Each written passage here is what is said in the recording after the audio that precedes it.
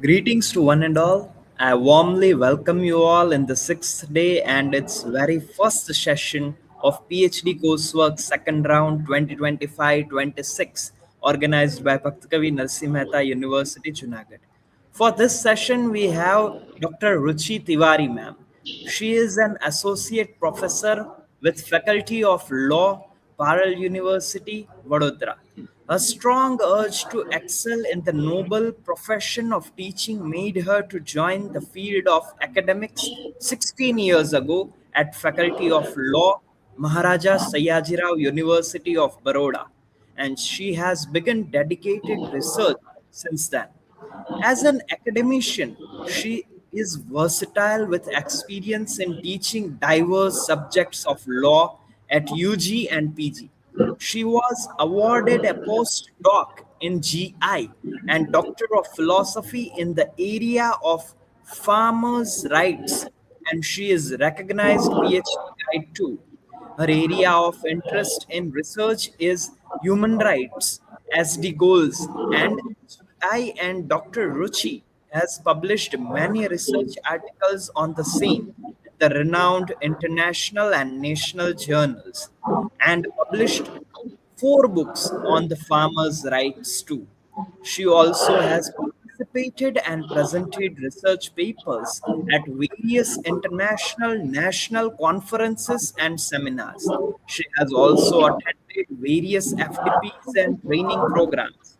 She has also appeared in as an expert and speaker at various institutes like IIT and NLU and also at forum and media platforms. We heartily welcome you, ma'am, and I am handing over this session to you. Please, ma'am, enlighten us all with your thoughts. Thank you so much. Thank you so much, Varun. Good morning, all. So, as you have already received my brief introduction, which is not that important right now, we are here to discuss about what is research. So, हम इन आने वाले समय में पूरे जो time allotted है मुझे, which is related to what is research, how and research ethics works, what are the important things जब हम publication की बातें करते हैं या जब हम research की बातें करते हैं तो what is the dignity in research, what should be an ethical practice, what should be the moral principles. नाम सारे बड़े बड़े हैं, ठीक है? When we talk about something which is an ethical practice which is to be followed, but जब आप PhD करने के लिए join होते हैं तो आप सोचते हैं कि and it is difficult to have an ethical practice when we are doing a PhD.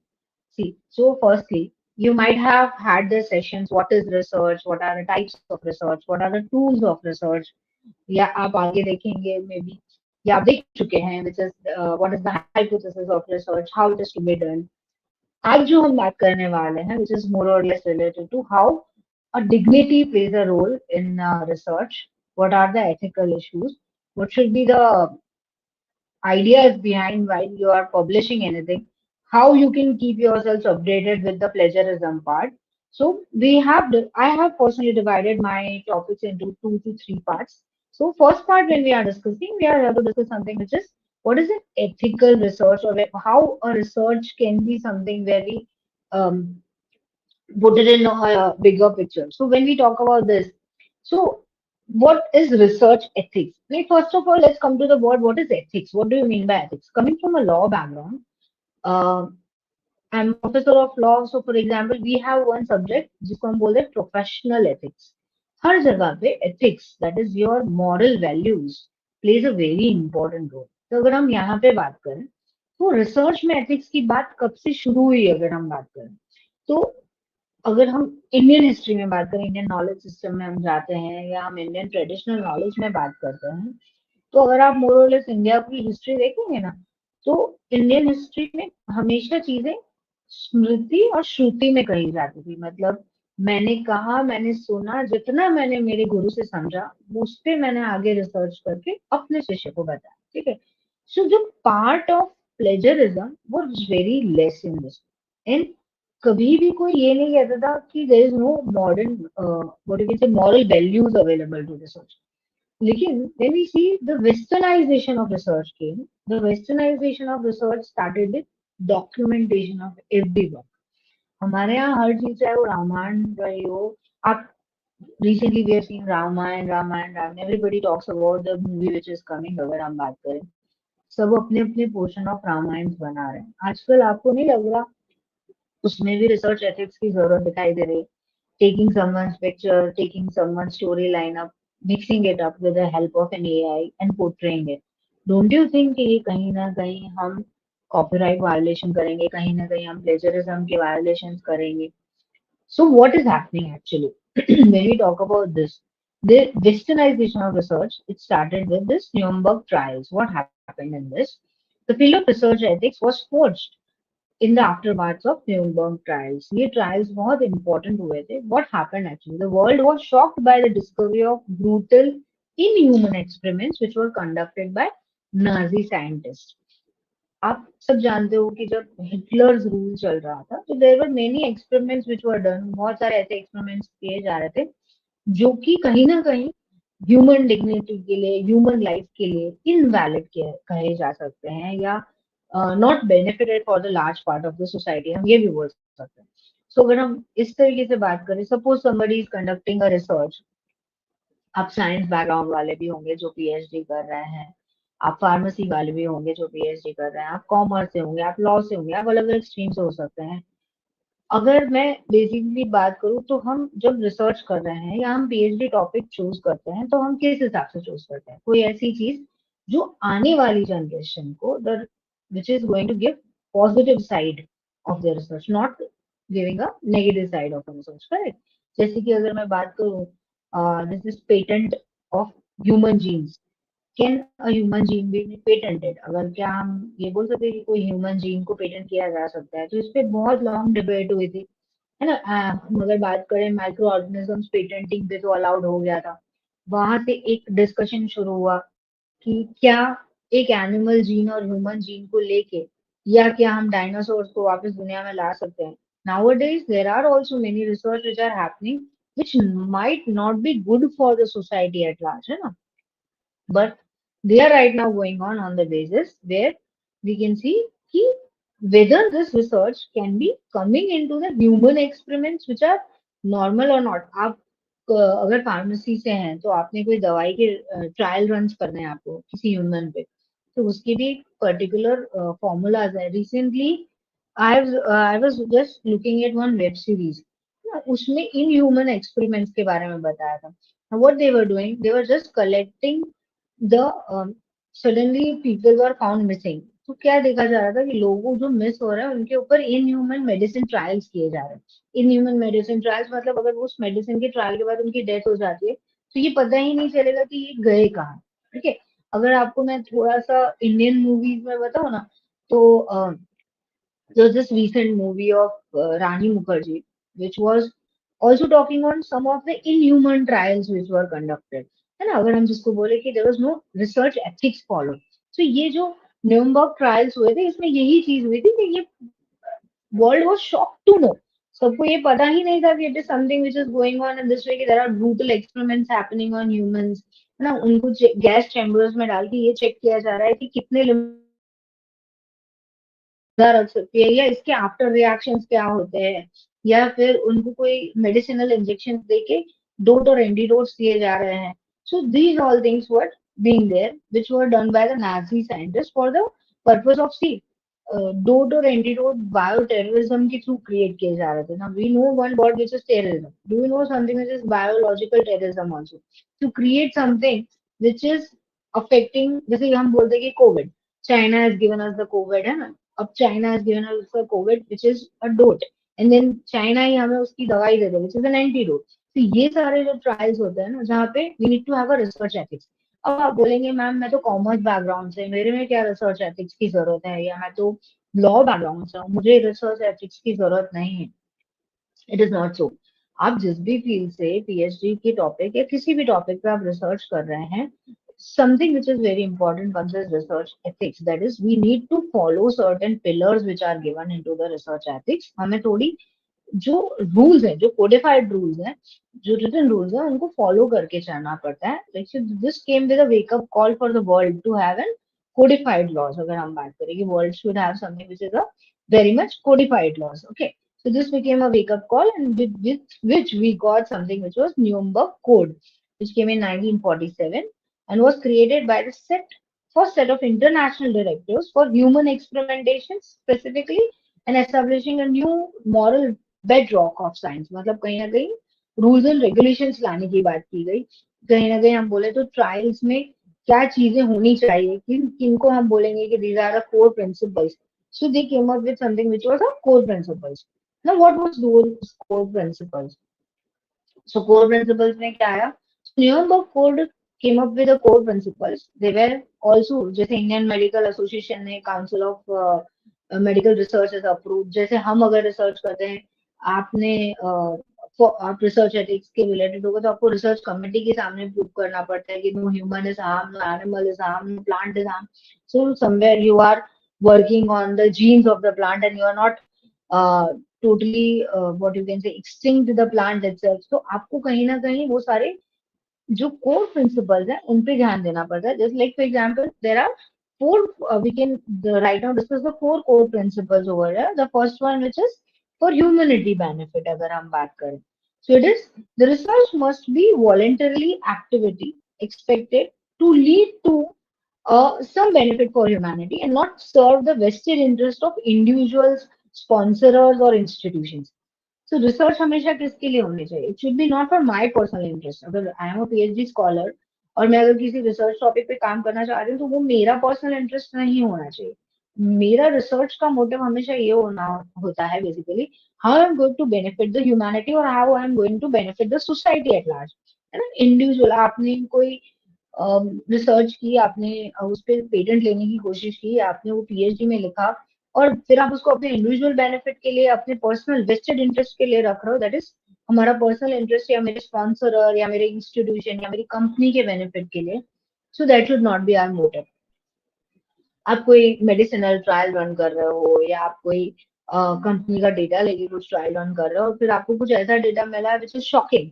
So you need to share it to the public at large. जैसे बहुत बार हम देखते हैं कि some good researchers have done such good research which is being submitted to the policy framework. आपको पता है, आप जब रिसर्च करते हो, आप पब्लिकेशन में, आप स्कोपस में पब्लिश करते हैं अगर, तो उसमें एक फॉर्म भरना पड़ता है which is also known as कि you have taken the permission from research ethics committee.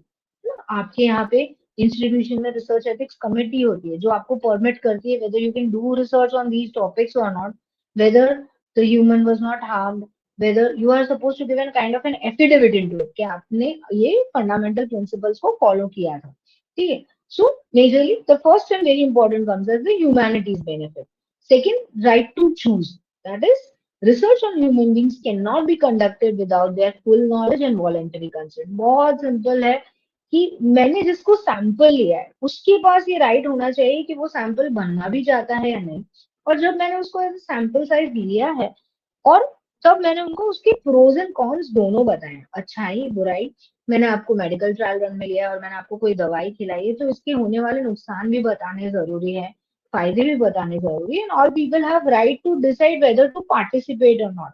जैसे अगर मैं बात करूं हमारे केस में कि अगर हम लॉ में रिसर्च करें, अगर हम जब लॉ में रिसर्च करते हैं तो what we do is something. जैसे मैंने लॉ में डोमेस्टिक वायलेंस पे रिसर्च किया. Okay, so when we are doing research on domestic violence in law, what will happen that we are supposed to collect the data from the persons who are being affected by the violence. Okay, so we need to understand one point which is जिनको मैं sample ले रही हूँ, suppose the females जिनके साथ domestic violence हुआ है, those are the victims. क्या वो विक्टिम्स उसका पार्ट बनना चाहती हैं उस रिसर्च में और किस तरीके से बनना चाहती है? मैंने उनको बताया कि आपका नाम नहीं आएगा विच इज इम्पोर्टेंट. मैंने बताया कि हम आपकी स्टोरी पब्लिक नहीं करेंगे, ये रिसर्च सिर्फ और सिर्फ यूज होगी for the benefit of the society at large. इससे हम अपना पर्सनल गेन नहीं करेंगे. These all things when I'm saying, then also if they are not agreeing, फिर भी वो मना कर रहे हैं मुझे कि मैं इसका पार्ट नहीं होना चाहता, ये मुझे इस पार्ट ऑफ रिसर्च में पार्टिसिपेट नहीं करना है, तो हमें उनको पूरा चांस ऑफ एग्जिट देना पड़ता है ना। आप किसी भी रिसर्च के उसमें कंटेस्ट में ये बात कर सकते हैं। आप किसी एनवायरमेंट के टॉपिक पे काम कर रहे हैं और somebody you want to take the maybe interviews of certain people जो एक एक्टिविस्ट हैं। अब वो चाहते हैं कि उनका नाम कहीं भी रिवील ना हो when they are doing research. तो दैट इज मोस्ट इम्पोर्टेंट। आपको मैं जैसे कि एग्जांपल देती हूँ। आपने there are many researches which are done on the victims of a particular heinous crimes, correct. Heinous crimes में अगर मैं बात करूँ तो जैसे एक क्राइम हम ले सकते हैं रेप। तो अगर हम किसी रेप विक्टिम्स जो कि जिंदा हैं हम उनके बारे में कभी भी रिसर्च करते हैं ना, तो आप देखोगे कि कहीं भी हम उनका नाम रिवील नहीं करते। दैट्स अ रिसर्च एथिक्स और we can say that's a moral thing which is to be done. आप एग्जाम्पल में लीजिए, जैसे हमने निर्भया का केस देखा। हमें आज तक नहीं पता कि निर्भया का ओरिजिनल नाम क्या है और जानने की जरूरत भी नहीं। So when it comes to the research it is very important that we are working onto a moral compass. Moral compass means something which is there is a guideline which is set और हमारी research उसी guidelines उसी principal values के अंदर ही हो रही है. Okay. Then it comes with the third point. You do not harm anyone. So any research that causes harm to a participant. आपने बहुत सारे cosmetic products में लिखा हुआ देखा होगा. Animals were not harmed during the testing, or this is not tested on rabbits, for example. So what is that? Now that is any research that causes harm to a participant is not justified.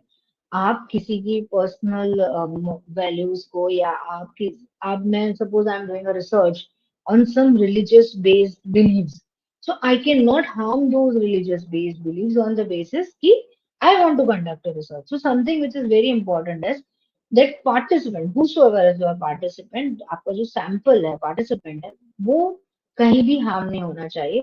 So risk is only acceptable when it is minimal.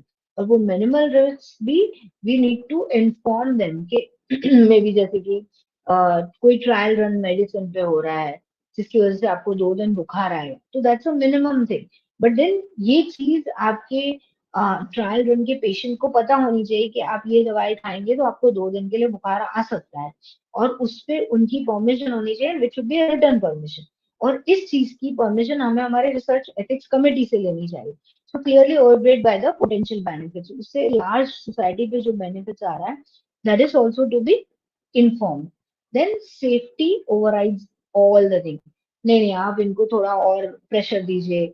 और suppose somebody is a physiotherapy student and conducting the research on maybe a bones or something like that, इस muscle को हम कैसे twist कर सकते हैं and very good research is going on.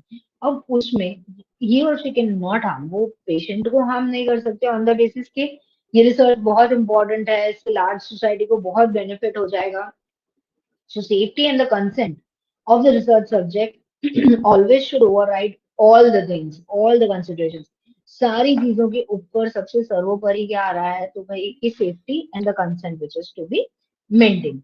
ठीक है। सो हमने क्या किया, हमने प्रिंसिपल्स पे बात की। तो first one was for the human benefit, second one which was talking about was right to choose, third one which was do not harm, and fourth one which was talking about safety which should be kept above all the things. Safety should be the core measure of all the things. Okay. Then now what will be the 4 pillars of ethical practices? जैसे मैंने आपको बोला कि there should be some pillars which should be talking about the ethical practices, correct? So there are, हम कह सकते हैं 4 C's which are there in this: confidence, confidentiality, consent, care, and candor. Correct. So beyond broad principles, there are certain principles which are the toolkit outlines are the 4 essential principles that every researcher should know and should navigate. मतलब यही चीजों को use कर दो, ये आपके लिए रास्ता दिखाने के लिए है।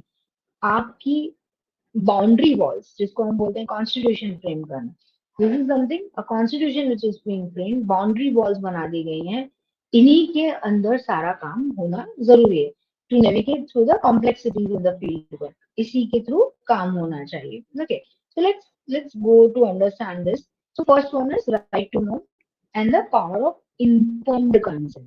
पहली बात तो हम, क्योंकि हम लॉ से हैं तो हम पहले सबसे इम्पोर्टेंट ये बात करेंगे, what do you understand by the word consent.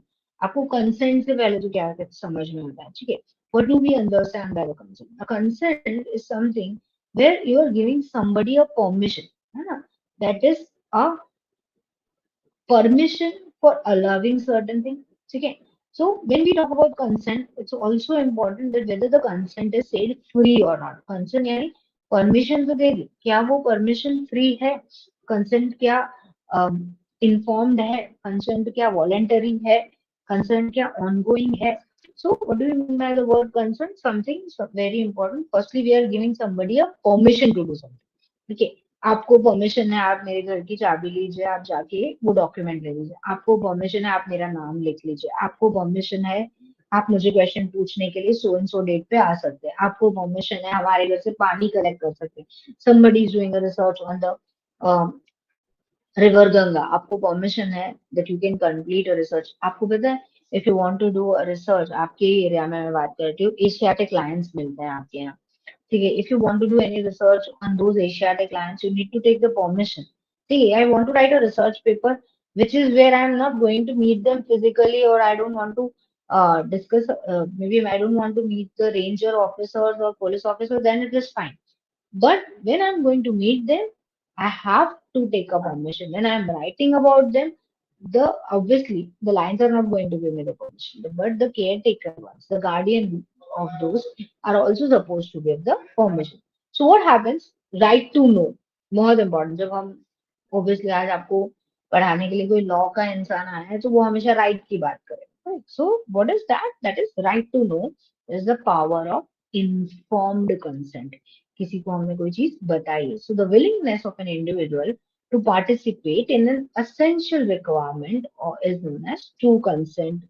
And true consent, हाँ, true consent must be have informed consent, voluntary, and ongoing consent.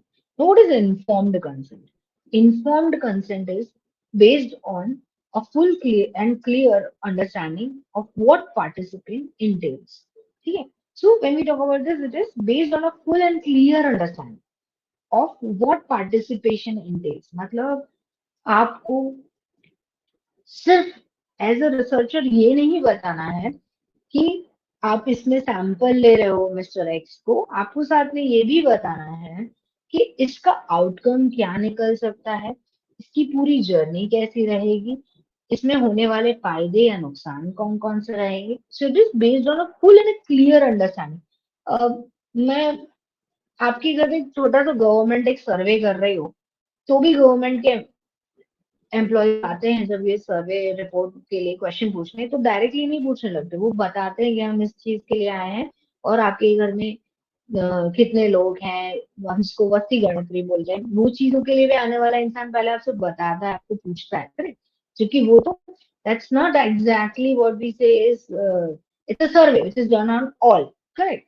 सो यहाँ पे हम क्या बात करने की कोशिश कर रहे हैं? Something which is to be informed. So based on a full and clear understanding and of what participation entails is very important. Secondly, voluntary, something which is free. Voluntary word का मतलब ये होता है कि किसी भी जोर जबरदस्ती के बगैर, that is free from any form of external pressure. External pressure includes कि जैसे कि हम वकील हैं और हमने किसी केस पे हम काम कर रहे हैं। सो आई हैव 5 to 10 केसेस जिसमें कहीं ना कहीं लैंड डिस्प्यूट इन्वॉल्व है, मतलब जमीनी कुछ डिस्प्यूट्स है जिसके लिए हम काम कर रहे हैं। Now what happens in this scenario कि मेरे क्लाइंट्स के ऊपर one of my law student wants to do a research. मैं किस पोजीशन पे हूँ? I am a advocate to them, मैं उनकी वकील हूँ। मैं उनको प्रेशर कर रही हूँ, आप सबको मेरे स्टूडेंट को डेटा तो देना पड़ेगा, आपको उनको क्वेश्चन तो भर के देना पड़ेगा। ये पॉसिबल नहीं है। एथिकल रिसर्च क्या बोलता है? मैं उनको क्योंकि ज्यादा समझती हूँ, मैं उनको समझा पाऊँ, ऐसे रिक्वेस्ट करूँ कि मेरे स्टूडेंट को प्लीज आप ये रिसर्च का डेटा दीजिए, है ना? आपको जो भी हेल्प होगी, this is for the society's benefit, then only it will be considered as voluntary. So it is very important, free from any form of external pressure. Coercion is a legal term, यानी डराना धमकाना, and constraints, रोके वगैरह। So कहीं ना कहीं आप coercion या constraints करके भी चीजें नहीं कर सकते. Coercion simply says where you are pressurizing someone कि नहीं तुम्हें ये करना ही पड़ेगा. On a gun point I am doing a research on a basis कि अगर आपने हमारे सर्वे रिपोर्ट में अच्छा बताया नहीं ना तो हम आपके घर का पानी बंद करवा देंगे या आपकी मेडिसिन आपको मेडिसिन खानी है बिकॉज हम इस पे रिसर्च कर रहे हैं. So that can not be done on a forceful basis. आप विलेज सर्वे कर रहे हो करेक्ट. आप विलेज पे उनकी मिट्टी पे कुछ रिसर्च कर रहे हो. So now you want to take soil from every field. आपको गांव के 10-12 खेतों में से मिट्टी लेनी है. ठीक है. आप क्या करोगे आप रिक्वेस्ट करोगे. आप ये नहीं कर सकते गए उनके खेत से मिट्टी लेके चले गए. शेयर वन केस अभी रिसेंटली कल ही मैंने न्यूज में देखा कि बहुत सारी चींटी पकड़ी गई. एंट बोलते हैं ना चींटी चींटे बोलते हैं ना बड़े वाले. They were being taken to China for a research. और छोटी छोटी कैप्सूल्स की बॉटल्स में वो चींटियां रखी हुई. वो चींटी दो लोग one was Chinese and the other one was from an African country. They both were arrested in custody with those kind of ants. अब आपको ऐसा कोई ये चींटियों का काम क्या है इनको. I mean, obviously, the ones who are from the background who do the research on this will understand the importance. But the जैसे लॉ वाले हो गए या कॉमर्स हो गया या आर्ट्स हो गया उनको ऐसा लगेगा वो चीटियों को लेके जाने का रीजन क्या है. जनरल पब्लिक हो गई. Very simple reason is those ants were used to create some kind of a drug formation. That is why they are very important. But क्या उस कंट्री से वो चीटी ले जाने के पहले लीगली परमिशन ली गई थी. नहीं. किसी की कंसेंट थी. नहीं. For example there was again a Chinese case in which what happened the student जो पीएचडी रिसर्च स्कॉलर थे चाइना वो वहां रिसर्च कर रहे थे. वो अपनी कंट्री वापस आना चाहते थे. तो वो कंट्री है इंडिया. वो इंडिया आना चाहते थे. तो चाइना से उनकी गाइड ने ये बोला ठीक है आप जा रहे हैं ना आप सिर्फ एक काम करिएगा कि जब आप वापस आए तो क्योंकि हम सैंड पे रिसर्च कर रहे हैं तो आप आते समय 2-3 जगह की सैंड लेते आइएगा. Now this researcher in an innocence took those sand over there. Right now you might be shocked to know that not only India, obviously वो जो researchers होते हैं जो experts होते हैं they might have collected it from everywhere across the globe. Now the world is seeing something new. There is a synthetic sand also available. ठीक है. आज हमारे पास सिंथेटिक सैंड भी अवेलेबल है. तो क्या वो कंट्री को पूछा गया था उस कंट्री के सैंड ले जाने के पहले. सो इट इज आप नहीं ले जा सकते. आप ट्रैवल करते समय प्लांट नहीं ले जा सकते which is banned. You can not take the sand. You can not take the soil until it is not permitted with a letter of permission that this is being taken for the research purpose. Okay. Then it is ongoing, something which is consent is ongoing or not. Participants have a right to withdraw from the research anytime. Suppose मुझे एक injection दिया मुझे इतना uneasy लग रहा है. I am saying no no no I am not the part of this research. फिर आप मुझे कन्विंस कर रहे हैं और still I want to continue then it is okay. Otherwise again I will say नहीं नहीं मुझे नहीं रहना है इसमें. Then you can not force to me for being the part of it. Correct. सो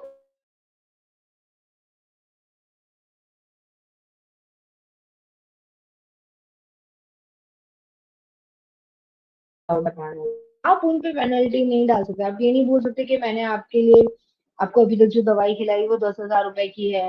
अब आप ऐसा नहीं कर सकते कि आप 10,000 की दवाई की ट्रेनिंग आप पे ट्रायल रन हो चुका है आप पीछे हट रहे हैं. So what is this. There are three important things into the true consent or informed consent.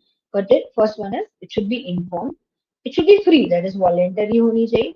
And it should be if ongoing any time researcher wants कि वो वापस हट जाए कि वो आराम से बिना पेनल्टी वो पीछे हट सकता है. So informed consent is a contract that the documents the agreement between the researcher to fulfill certain obligation to the participants to provide information and data for study. यानी दोनों चीज हो गई. इंफॉर्मेशन भी देगा और वो डेटा फॉर स्टडी भी देगा. ठीक है. So this is one point. Then what happens crafting the information sheet. यानी आप कैसे इसकी इंफॉर्मेशन शीट ड्राफ्ट करेंगे. Okay. The information sheet must provide to participant. जो इंफॉर्मेशन पार्टिसिपेंट तक जानी चाहिए क्या होती है and read to them. And if they can not read आपको उनको बताना पड़ता है. जैसे मैंने अपना गूगल फॉर्म भरवाया था अपनी पीएचडी रिसर्च के टाइम पे. तो जो इंस्ट्रक्शंस थे वो इंग्लिश और गुजराती दोनों में लिखे थे. द रीजन वाज मेरे जो सैंपल्स थे या मेरे जो पार्टिसिपेंट्स थे वो खेडूत थे, फार्मर्स थे, ठीक है। तो अगर मैं खेडूतों के पास जा रही हूँ तो मैं इंग्लिश में लेके जाऊंगी तो मे बी कि every farmer is not aware about that language. तो आपको उनको, या हर किसी को पढ़ना ना भी आता हो तो आपको उस लैंग्वेज में उनको समझाना पड़ेगा। सो उसमें क्या क्या लिखा होता है, हु इज रिसर्चिंग, सबसे इम्पोर्टेंट नेम, डिस्क्रिप्शन। आप आप हमें गूगल फॉर्म भेजते हैं पीएचडी में, कई बार मैंने देखा है कि हम सिंपली गूगल फॉर्म भेज देते हैं, प्लीज ये भर दीजिए। आप हमें बिना बताए कैसे बोल सकते हो कि ये भर दीजिए। पहला आपका, देखो वो सैंपल जो डायरेक्ट भर दीजिए पे आता है ना, technically I will believe that that is not an exact considers an exact sample or a participant. Sometimes the reason is कि उसको पता ही नहीं है उसको क्या भरने को बोला है ना। So all those things play a very important role. So name, description of the researcher, and the team or an organization who is doing the research. ठीक है, so it should have these things.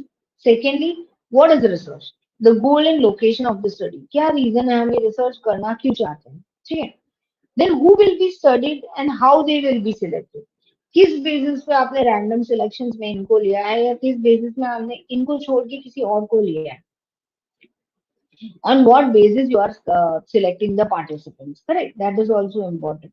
Then it comes with key, what kinds of question will be asked or information will be recorded. आप कौन कौन सी information लेने वाले हैं, आप कौन कौन सी इंफॉर्मेशन रिकॉर्ड करने वाले हैं, okay? That is also something very important. For example, if you see, ऐसे कि जैसे मैं अगेन अपने केस पे जाती हूँ कि जब मैंने खेडूतों से क्वेश्चंस पूछे तो उसके पहले हमने एक विलेज में गए, हम एक गांव में गए, वहां पे हमने 20 फार्मर्स इकट्ठा किए, उनको बैठाया और उन 20 लोगों को पहले समझाया कि हम कौन हैं, हम किस चीज पे रिसर्च कर रहे हैं, हमारे कैसे क्वेश्चंस होंगे जो हमको आपको पूछने हैं, हम किस तरीके से उस इंफॉर्मेशन को रिकॉर्ड करेंगे, हम सिर्फ फॉर्म भरवाएंगे या हम आप जब फॉर्म भर रहे हैं और आपसे हम जो चर्चा कर रहे हैं वो लिखेंगे, या हम आपका काम करते हुए ऑब्जर्वेशन मेथड फॉलो करेंगे, है ना। That all the things are to be very well recorded and the time commitment required. आपको ये बताना बहुत जरूरी है कि आप मुझे 5 मिनट एज अ पार्टिसिपेंट आपके चाहिए, 15 मिनट चाहिए, आपसे कितनी बार हमारा मिलना होगा, किस बेसिस पे होगा। These all things are very important to be noted. Then what are the stakes? A clear explanation of all significant risks associated with the participant. There should be an instruction which is कि अगर आपको इस तरीके की allergy है तो आप ये चीज में पार्टिसिपेट नहीं करिए। जैसे मैंने किया था, तो अगर मैं अपना केस बताऊं तो जब मैं फार्मर से मिल रही हूँ तो फार्मर्स को मैंने ओपन ये बोला था कि if you don't want to answer the question it is completely your choice, if you don't want to answer any of the question then also it is completely your choice. And a reasonable and honest statement for the potential benefit should be there. मतलब ये ना हो कि मैं सिर्फ अपना as an individual benefit देख रही हूँ या एज अ रिसर्चर मैं अपना बेनिफिट देख रही हूँ। The researcher should very well think the benefit of the participants at large and the society at large also. ठीक है, then comes what are my rights, that is the rights which are being given, the right to withdraw at will, ठीक है, that is my rights, मतलब whose rights over here. So when we are talking about the what are my rights, basically they are the rights of the participants. जो participant इसमें participate कर रहे हैं उनके पास logically या legally we can say what rights would be given to them would be, the first right which is given to them is right to withdraw at will. उनकी मर्जी से वो जब चाहे उससे withdrawal ले सकते हैं. Secondly, the right or to protection of confidentiality and privacy. आप किसी का मेडिकल डेटा ले रहे हो, किसी का पर्सनल डेटा, अकाउंट्स डिटेल्स ले रहे हैं जो पब्लिक डोमेन में नहीं है, जो पब्लिक डोमेन में नहीं है। अगर वो चीज पब्लिक डोमेन में नहीं है और आप उसमें से डेटा निकाल रहे हैं, then very very very important is that we keep in mind the confidentiality and privacy of the same. हम उस चीज का ये बहुत अच्छे से ध्यान रखें कि हम उसकी प्राइवेसी को हार्म ना करें, हम उसकी कॉन्फिडेंशियलिटी को काम ना करें। हाँ हाँ पहले ज्यादा लेकिन मेरा पकड़ लिया मेरे को हाँ हाँ बैठ जाना था नहीं तो आप नीचे मेहुल भाई से ले आओ, नीचे मेहुल भाई से ले आओ, नीचे मेहुल भाई से ले आओ। એમને જઈને મળો ને તમને મળશે. એમને કહો રુચિ મેડમ મંગાવે છે. અચ્છા.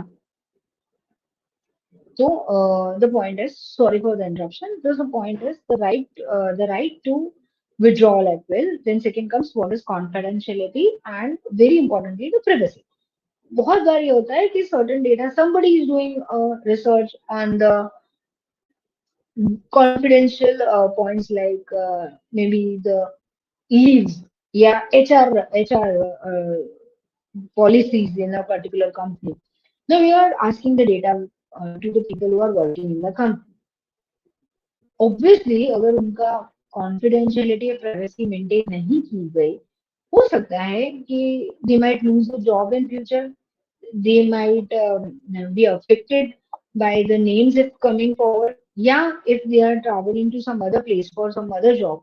So yeah, the confidentiality which is being kept, if not kept properly, can affect them for that job also. So research as a participant, their right is also to know the findings of the research.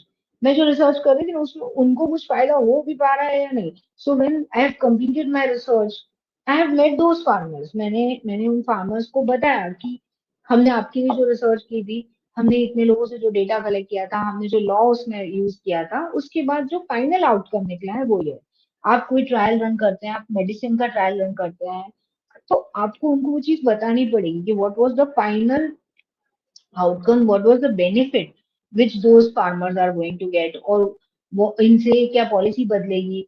या आप अगर ऐसे देखें कि आप कोई plant पे research कर रहे हैं, आप किसी के जीन्स पे रिसर्च कर रहे हैं, आप किसी कंपनी के एम्प्लॉयज माइंडसेट पे रिसर्च कर रहे हैं, आप लीव्स कितनी मिलनी चाहिए एम्प्लॉयज की उसके ऊपर रिसर्च कर रहे हैं, आपने 4-5 कंपनी एम्प्लॉय से बात की, तो what is the final outcome that should also be known to them, that has to be discussed to them.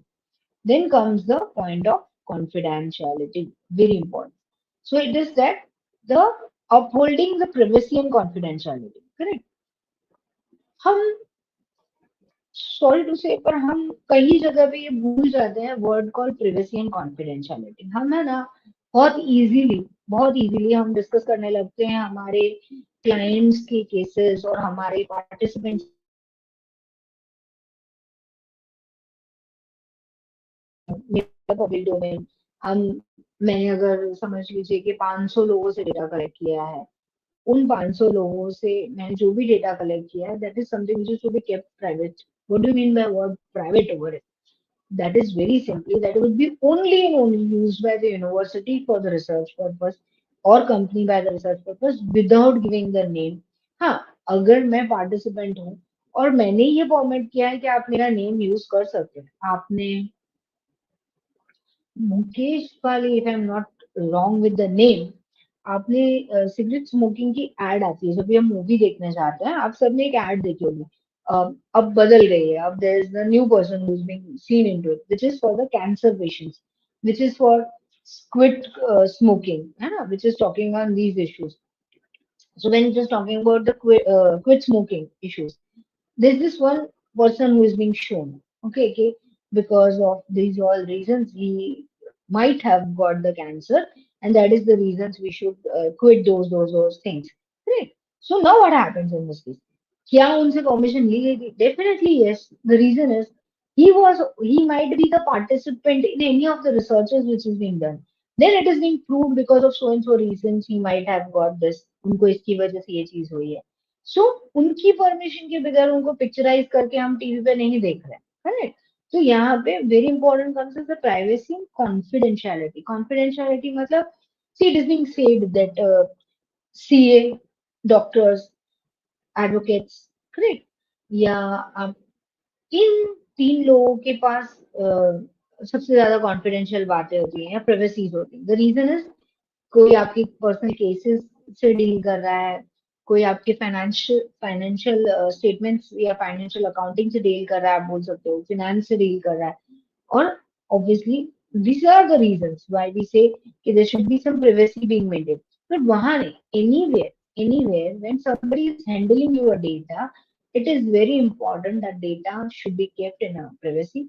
So principle derives from basically two duties, which is respecting a person's dignity. Now the word comes, what do you mean by dignity? And the obligations to prevent harm. So the point comes, what do you mean by the dignity? So dignity over here is somebody's self-respect, somebody's respect, how the people look him in the society. उसको हम किस तरीके से देखते हैं. आप किसी के बारे में गलत नहीं बोल सकते, करेक्ट?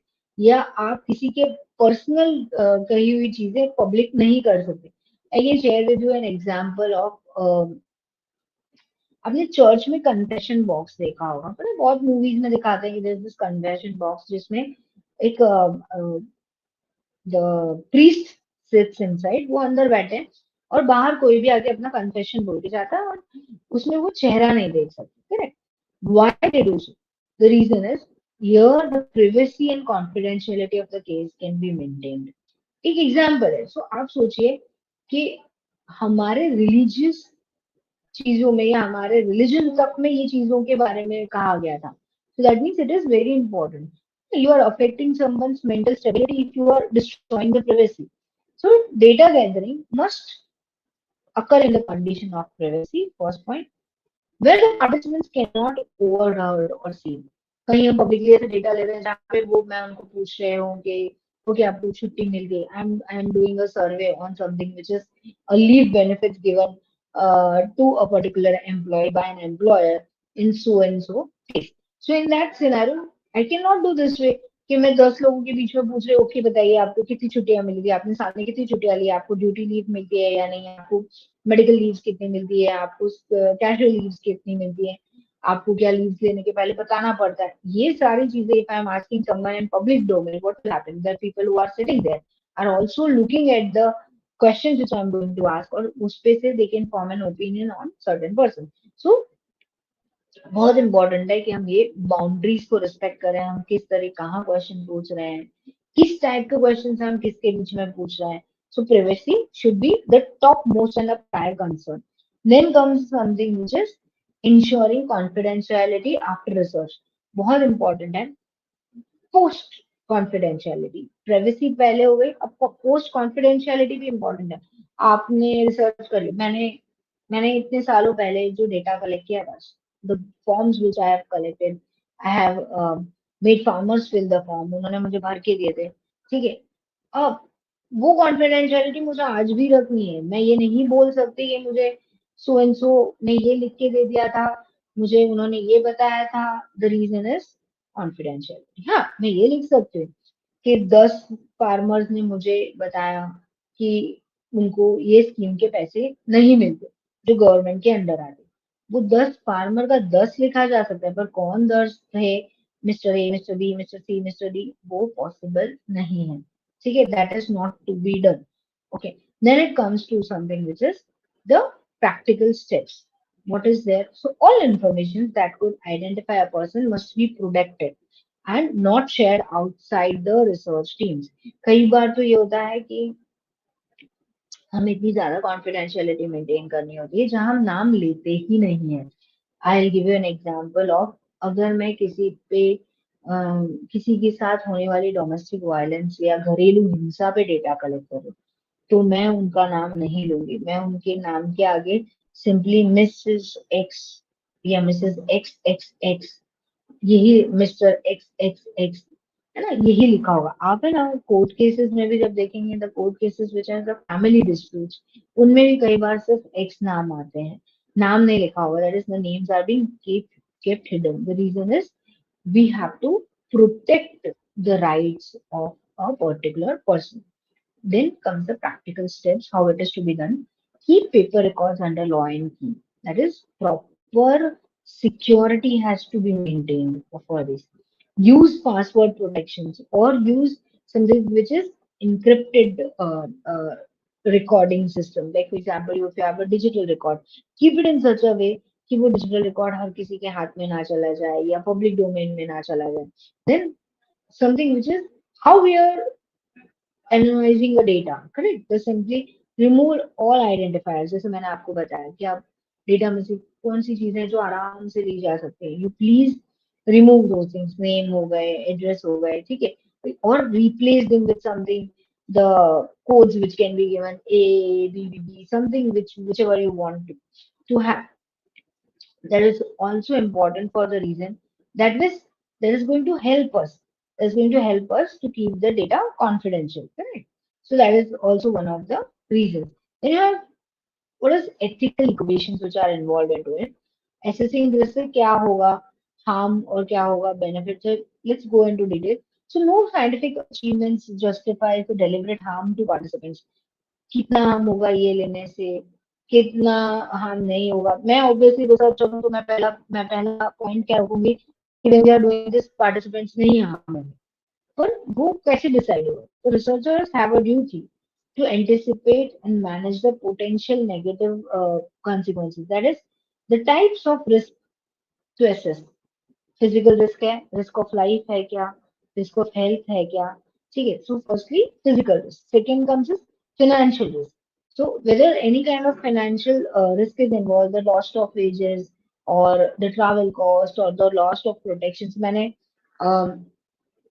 एचआर के लिए डेटा कलेक्ट करना था, मैंने सारे कंपनी वालों को उनके वर्किंग आवर्स में यहाँ बुलवा लिया. अब उनका 1 आवर का वेजेस डिडक्ट हो रहा है. तो who is going to bear that loss? So it should not be loss of wages, travel cost में अगर हम बुलवा रहे हैं तो we have to pay the travel cost. So all those things are to be kept in mind. Then comes social importance, that is stigmatization. What is that? Discrimination or identification resulting from the participation. Okay, आपको पता है इन्होंने ये data दिया था, miss x ने ये बोला था कि यहाँ पे फीमेल एम्प्लॉयज को छुट्टियां कम मिलती है, या मिस्टर एक्स ने ये बोला था कि मेल एम्प्लॉयज को छुट्टियां मिलने के लिए there is a proper format which is to be followed, लेकिन फीमेल्स को if they are sick they will be getting the leave. So ये क्या होगा, उनके नाम के साथ आप वो चीज अगर वायरल कर रहे हो या पब्लिक डोमेन में ला रहे हो तो क्या होगा, that can be creating a stigma in the mindset of a person, that can be considered as a discrimination, something which was very private to me. I have shared it with you for your research purpose. You cannot use these things to with any of the other places. Then it comes emotional, relieving painful experience on confronting difficult problems. अपना psychology students को कभी research करते देखेंगे ना तो you'll find that they have a psychological clinics. The reason is they cannot talk in open. What is the psychological clinics? Psychological clinics where uh, the participant comes, the patient comes and talks about their problems without having a fear of things coming into public domain. पहला point. दूसरा, relieving their pain by sharing certain things. और जैसे कि अगर हम बात करें कि बहुत सारी जेल्स ने अभी एक नया इनिशिएटिव शुरू किया है, जेलों में प्रिजनर्स के लिए साइकोलॉजिकल क्लिनिक्स रखे गए हैं, जहाँ पे वो अपने प्रॉब्लम शेयर कर सके. ओके, एक मिनट.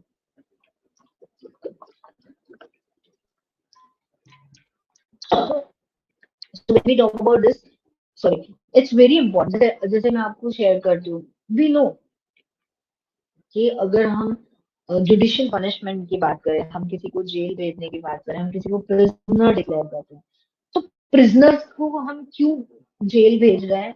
इसलिए नहीं सिर्फ कि वहां पे जाके वो ये सजा काटे, but they come out as a citizen which is benefiting the society. तो how that is going to happen? वो अगर अपने साइकोलॉजी को ठीक करने की कोशिश करें, ऐसे क्लिनिक्स में जाए, तो ऑब्वियसली वो स्टूडेंट्स है उसकी रिसर्च डिटेल्स लिखते होंगे.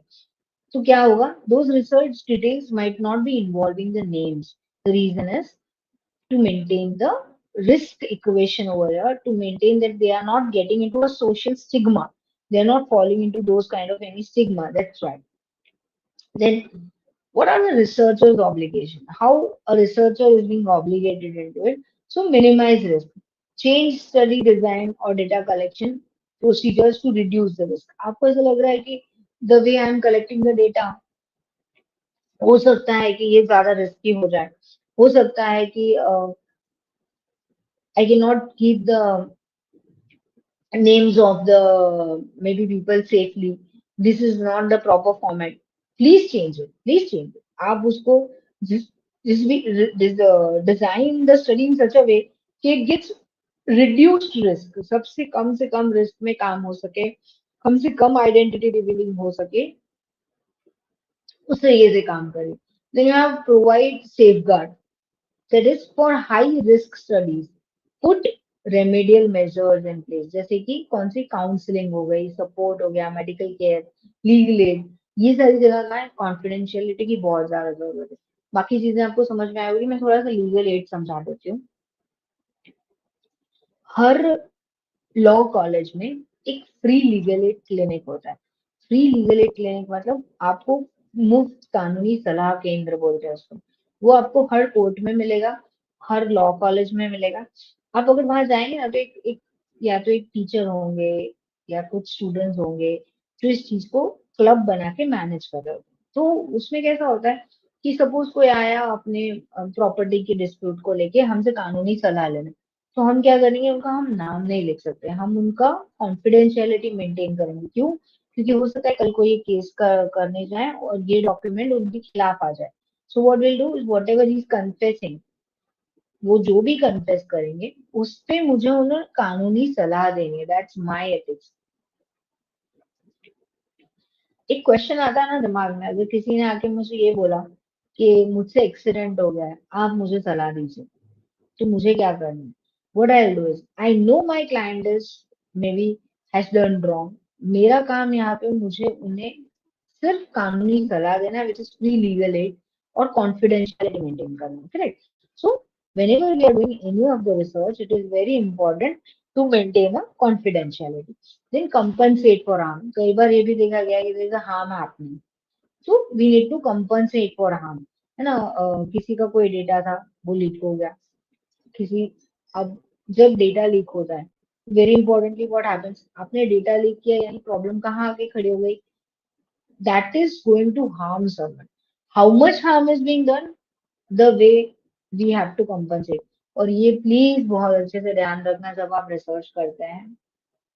इंडिया में इतना कॉमन नहीं है अभी, बट फॉरेन में this is started when we talk about the western world, कि आपने उनसे कुछ डेटा कलेक्ट किया and they are your participants.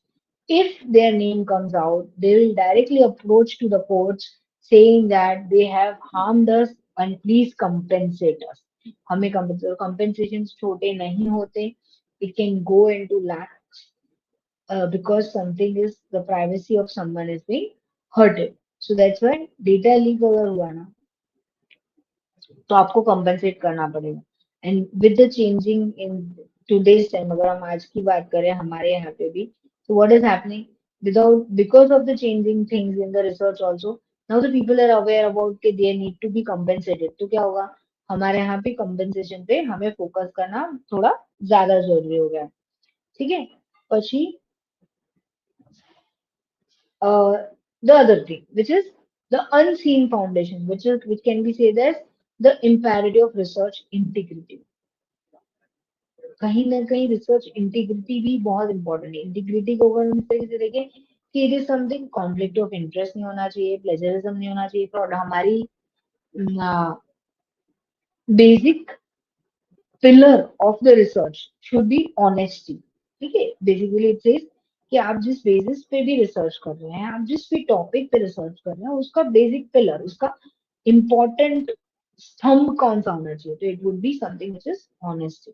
ठीक है. So the ethical failures can occur even when no participant is directly harm. कई बार ये होता है कि हमने किसी को डायरेक्टली हार्म नहीं किया है, लेकिन फिर भी क्या हो गया, हमने कहीं ना कहीं एथिकल इशू खड़ा कर दिया, हम ऑनेस्ट नहीं थे. So integrity is about being honest and forthright in the respect of research process. That is, आज के लिए तुम करेक्ट हो वो तो इम्पोर्टेंट है ही, ऑनेस्ट हो वो तो इम्पोर्टेंट, बट फ्यूचर में भी तुम्हारी स्टडी को लेके, फ्यूचर आज से 10 साल बाद मेरी स्टडी में जो डेटा यूज हुआ था उसके नाम आप लीक कर दोगे ना, तो that is not something which is maintaining our honesty and integrity. So anything which is being done should very importantly keep in mind कि वो डायरेक्टली तो नहीं पार्टिसिपेंट को, पर इनडायरेक्टली भी हार्म ना करे. Okay. So then comes the conflict of interest. What is in that? First one comes as the conflict of interest. So a situation. a situation where two or more roles of an individual conflict, potentially biasing their perspectives or interpretation of results. Then, like for example, conflict of interest को अगर मैं आपको ऐसे समझाऊं ना, जो तुम्हारे लिए इम्पोर्टेंट है वो किसी के लिए उसके इंटरेस्ट, उसके फायदे के लिए नुकसानकारक है, तो तुम्हें वो चीज नहीं करनी। सो सॉल्यूशन किस तरीके से हुआ? बी अवेयर, ध्यान रखें कि जो आप अपने फायदे के लिए कर रहे हो वो किसी और के लिए नुकसान का कारण ना बने। Make them explicit, make them withdraw if necessary. आपको लग रहा है कि आपकी रिसर्च इस तरीके से जा रही है कि आगे सोसाइटी एट लार्ज को हार्म करेगी या 10 लोगों के नाम आउट कर देगी, तो you need to stop, you need to work on it. आपने अपना कोई डेटा किसी कंपनी को ऐसे सजेशन दिया, अब वो कंपनी उस डेटा में से एम्प्लॉयज के नाम निकाल निकाल के एम्प्लॉयज को टारगेट कर रहे हो, तो क्या हो गया? कॉन्फ्लिक्ट ऑफ इंटरेस्ट खड़ा हो गया। आपने जो बताया था उसके बेसिस पे company is going wrong in a wrong direction. आपको पता है ये सब पढ़ना बहुत इंपॉर्टेंट सिर्फ इसलिए है, बहुत इंपॉर्टेंट है कि पॉलिसी फ्रेमवर्क में ये काम आते हैं। आप जब किसी किसी बेसिस पे आप रिसर्च कर रहे हैं और जिसको, सी research basically can be considered as multidisciplinary, interdisciplinary, and transdisciplinary, correct? So now these three are the very important words. But when I talk about basic one, for example, multidiscipline. आप accounts में research कर रहे हैं, आपको पता चला कि company का डेटा ऐसे ऐसे फ्रॉड हो सकता है, ठीक है, कंपनी के अंदर इस तरीके की अल्ट्रा वायरस थिंग्स हो रहे हैं, कंपनी के अंदर कुछ ऐसा हो रहा है जो लिफ्टिंग ऑफ कॉर्पोरेट वेल की जरूरत है उसके अंदर। Here comes a person from law or a company secretary who can draft a policy to change those things. Science में सेम हो सकता है, कॉमर्स में सेम हो सकता है ना? और even in the case of if I talk about arts, somebody is doing the research on the various poetries which are written by so and so poet. Now, while translating those poetries or while interpreting them, you cannot run into the conflict of interest of the person whose poetries you have taken. ठीक है, भले वो public domain में, सी आप obviously public domain क्योंकि copyright खत्म हो चुका है और उनके पब्लिक डोमेन में आने के बाद आप उस पर रिसर्च करें, but that should not be harming them. Secondly, fraud, कोई भी तरीके का मैनिपुलेशन नहीं चलेगा। So what is manipulation then? किस तरीके का मैनिपुलेशन की हम बात करें? हमने 1000 एम्प्लॉयज का डेटा कलेक्ट किया है फॉर एग्जाम्पल। जब मैंने 1000 एम्प्लॉयज का डेटा कलेक्ट किया ना, मैंने क्या चीटिंग की? 1000 एम्प्लॉयज जो बताना चाह रहे थे ना, उसको मैंने फैब्रिकेट किया, मतलब अपने तरीके से डेटा को चेंज कर दिया, अपने तरीके से डेटा में फ्रॉड क्रिएट करने की कोशिश की, अपने तरीके से डेटा में उन्होंने यस बोला था मैंने नो कर दिया, उन्होंने मोर लाइकली बोला था मैंने लेस लाइकली कर दिया। सो what is that? Creating and fabricating the data. आपने क्या किया? फिक्टिशियस डेटा खड़ा किया है, आपने गलत डेटा खड़ा किया। So it is any form of data manipulation including fabrications और सिलेक्टिव रिकॉर्डिंग्स और टेम्परिंग विदाउट फाइंडिंग्स। आपने इंटरव्यूज देखे आजकल, जो इंटरव्यूज की क्लिप्स निकाल दी, जैसे कोई अच्छे से एक्टर ने कुछ बोला है, कभी बहुत बड़ा किसी पब्लिक डोमेन की किसी इंटरव्यू में कुछ बोला है, और people just take little little little clips and merge them up and create a new clip. AI के दौर में तो ये भी अब मुश्किल नहीं है। So what happens in this scenario? When you are doing this, it is known as using of selective recording और tampering with the findings. Findings क्या होता है? सबसे इंपॉर्टेंट जानने की जरूरत तो पहले ये है कि what do you mean bye findings, ठीक है? सो फाइंडिंग्स इज, आप जब डेटा ले रहे थे, आपने जब पार्टिसिपेंट्स इन्वॉल्व किए थे, उसके बेसिस पे जो आपने रिसर्च किया, उस रिसर्च में से जो नतीजा निकला ना, हम उसको बोलेंगे कि these are the findings, linking it with the research you have previously done with the doctrinal part also. So जो फाइंडिंग्स है ना, अब उसको तुम अपने तरीके से टेम्पर करने की कोशिश कर रहे हो। जैसे मैंने देखा क्या उसकी my hypothesis was running in this format कि majorly it is being observed that employees feel awkward while taking a leave because they are not granted it easily. मैंने ऐसे देखा कि जब मैंने डेटा कलेक्ट किया ना, तो वो कंपनी के सारे एम्प्लॉयज बहुत इजीली लीव ले सकते थे, उनको कैजुअल लीव लेने में बताना भी नहीं पड़ता था। तो फिर मैंने क्या गलत किया? मैंने उस डेटा को अपने हिसाब से फैब्रिकेट किया, उसको इस तरीके से चेंज कर दिया कि ऐसा दिखे कि मैं जो हाइपोथेसिस फ्रेम कर रही हूँ वो प्रूव हो रहा है। सो that is wrong. That is wrong. So something which is not to be having a conflict of interest, something which is not having a fraud, and thirdly, it also includes something which is plagiarism. Now, what do you mean by the word plagiarism?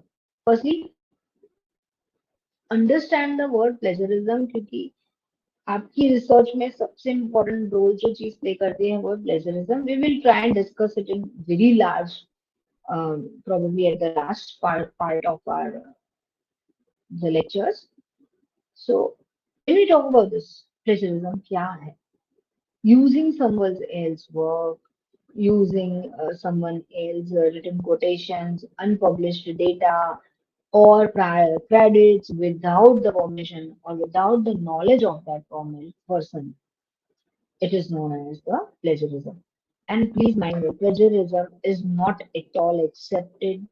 Plagiarism falls under the violation of someone's personal interest.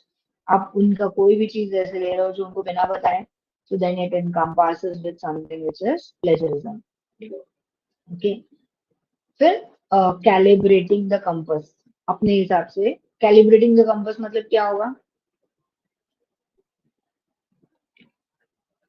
See, I'll also like to know one thing, which is, see, I have opened the YouTube also. So what you can do is there's live chat which is visible to me very easily. So what we can do is if you can even put some questions or some suggestions, we can also go with those examples or suggestions if possible. मेरे लिए अगर वो possible है ना? Because coming from a law background, how much I understand those things which you want to know, so I will try because then it will be more of an interactive session too. So here it comes. What is the calibrating the compass means? मेरे हिसाब से मैंने compass को change कर दिया. मेरे हिसाब से मैंने अपने रिसर्च के डायनामिक्स बदल डाले या आने वाले सैंपल्स को मेल से फीमेल या जेंडर में बदल डाला. ठीक है. So it simply says something when the principles, and maybe ethical principles are not once fit for all the sizes. What we'll do is that is one size fits all. The specific concerns of the field can require the reinterpretation of the rules. आपको ऐसा लग रहा है कि एक ही तरीके के set of rules her research में नहीं चलेंगे. मुझे हर जगह अलग अलग सेट ऑफ रूल्स, मेल के लिए अलग या फीमेल के लिए अलग या जेंडर न्यूट्रल होने जरूरी है. That can be definitely done. आप उसको चेंज भी कर सकते. So unique challenges in women's and gender studies. Basically when you want to do some study which is related to women or some study which is related to children or gender studies basically, तब आपको ना थोड़ी सी problems create होती है. That is, for example, the blurred boundaries. The line between the researcher and the researched is often intentionally blurred. जानबूझ के नाम छुपाना, जानबूझ के चीजें उस तरीके से पोर्ट्रे करना कि ज्यादा पब्लिक डोमेन में ना आए. So it is being blurred and challenging the traditional separation of roles and obligations. Um, Suppose one of my students is right now from a law background is doing PhD on the granting of menstrual leaves to the women. When we are doing research on such topics which were considered to be the taboo, हम ऐसे समझते हैं कि एक kind of a taboo रहा है. अब उस चीज पे हम लीव मांग रहे हैं या हम सोच रहे हैं कि क्या लीव होनी चाहिए. So obviously when she's going to collect the samples from the females or while she's collecting them, वो क्या ध्यान रखेंगे? वो बहुत सारी चीजें उनको एक साथ ध्यान रखनी है क्योंकि वो women के बारे में पहले तो बात कर रही हैं, women एज एन एम्प्लॉय और एज अ वर्कर के बारे में बात करनी है. सेकेंडली और थर्डली वो इस तरीके के क्वेश्चंस पूछने वाली हैं जो कहीं ना कहीं बहुत ज्यादा प्राइवेट और प्राइवेसी को रिलेटेड है. सो उन्हें बहुत सारी चीजों पे ध्यान रखना पड़ सकता है. So there the blurring of certain facts would be definitely seen. Then you have a research and activism. बहुत बड़े words हैं. What is research and what is activism? What do you think by research? For example, on a certain topic, when I want to gain some knowledge, when I want to give society some good knowledge, might be considered as a research. What is activism? When I want to have certain things which I have researched and I want that should be utilized. ये करना ही पड़ेगा, ये इस पे इस चीज को लाना ही चाहिए. Then includes something which is activism, है ना, जिसपे हम मे बी कुछ रिफॉर्म्स लाने की कोशिश करें, हम कुछ सुधारने की कोशिश करें और बहुत एक्टिवली उस पर काम करेंगे. And it comes under an activism. So feminist practice often combines research with the practice and activism. So judging an activity by an ethical standards of research versus action becomes complex. So activism में आपको public domain में आके चीजें बतानी पड़ जाएंगी. सो कहीं ना कहीं थोड़ा सा डिफिकल्ट है. Research is a different domain, activism is a different domain, but on the basis of research only the activism is done. आप इतनी इतने प्रतिशत महिलाएं क्या बोलते हैं कि they are sufferers of the domestic violence, है ना. यह रिसेंट स्टडी बोलता है कि urban women are more victims of the domestic violence. So ये क्या हुआ? Now you need to have an activism. So somebody might have done a research. That's why you have a data that urban women are more affected by this kind of a domestic violence. या हम इसको इस तरीके से ले लें कि urban women do understand their rights. तो क्वेश्चंस कैसे फॉर्म हुए होंगे, उस पर क्या जजमेंट आया है, किस तरीके से उन्होंने उसकी फाइंडिंग्स निकाली हैं, और उसकी बेसिस पे the activism can come into role. Becomes power and hierarchy. Hierarchy is a standard which is being, I mean, the platforms, the levels which are being maintained, correct? So, as a field of institutionalized things, when we talk about the power imbalances can emerge between academic research, field investigator, and women providing information, risking new forms of exploitation. देखो, academic research बात करो, आप अलग हो. जो field में investigator जा रहा है वो अलग हो सकता है. या आप एज अ पीएचडी स्टूडेंट देखो तो चलो आप ही जाएंगे, लेकिन शायद आपके गाइड ने कुछ और माइंडसेट से क्वेश्चन रेज करवाए थे, आप पूछ रहे हैं कुछ और. बोलने वाली जो सामने विमेन है वो किस तरीके से आपको आंसर कर रही है, आपके क्वेश्चन किस तरीके से पुटअप हो रहे हैं, वो उसको किस तरीके से डाइजेस्ट कर रहे हैं, they are giving answer can also differ. So risking in forms of exploitation, इससे हो भी सकता है कि एक्सप्लॉयटेशन बढ़े. Okay, what are ethical crossroads now?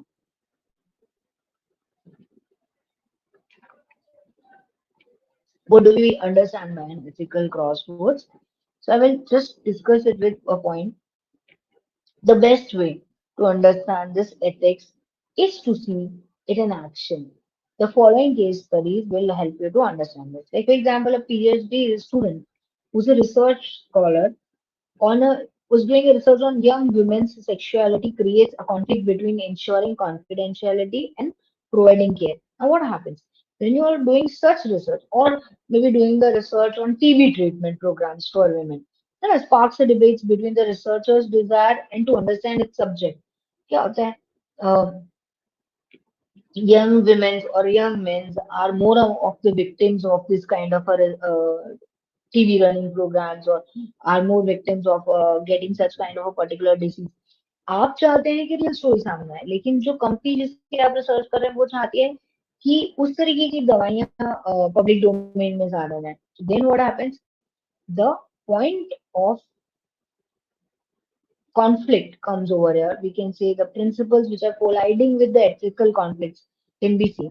So there are certain research committees which are being formed, like हम बात करें USA या India, both of them work under a research committee. So there are first one, protection and paternalism.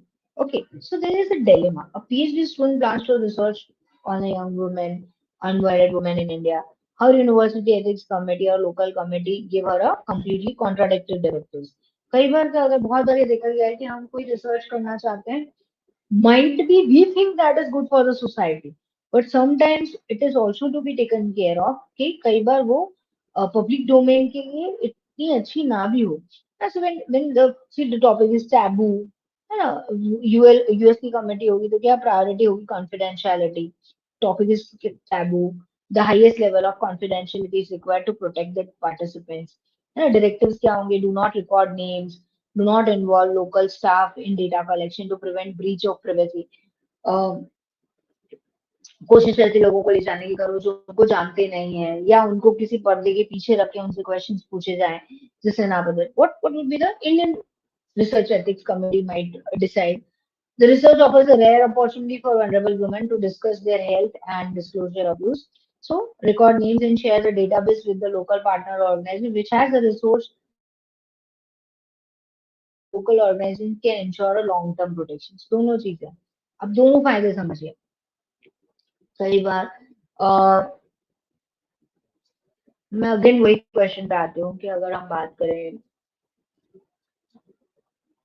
Child school में we all know that these days there is something which is in schools something which is taught is good touch bad touch correct or in those cases also something which is there are many research being done on it बहुत सारा research इन पे भी हो रखा है so in that scenario अगर हम US की बात करें तो वो क्या करेंगे क्योंकि confidentiality मेंटेन करें क्योंकि उनके वहां पे ये चीज बहुत पहले से इंडिया में क्या होगा if such thing is being done or research is being done we are coming out of 10 students who are saying that these things have happened with us.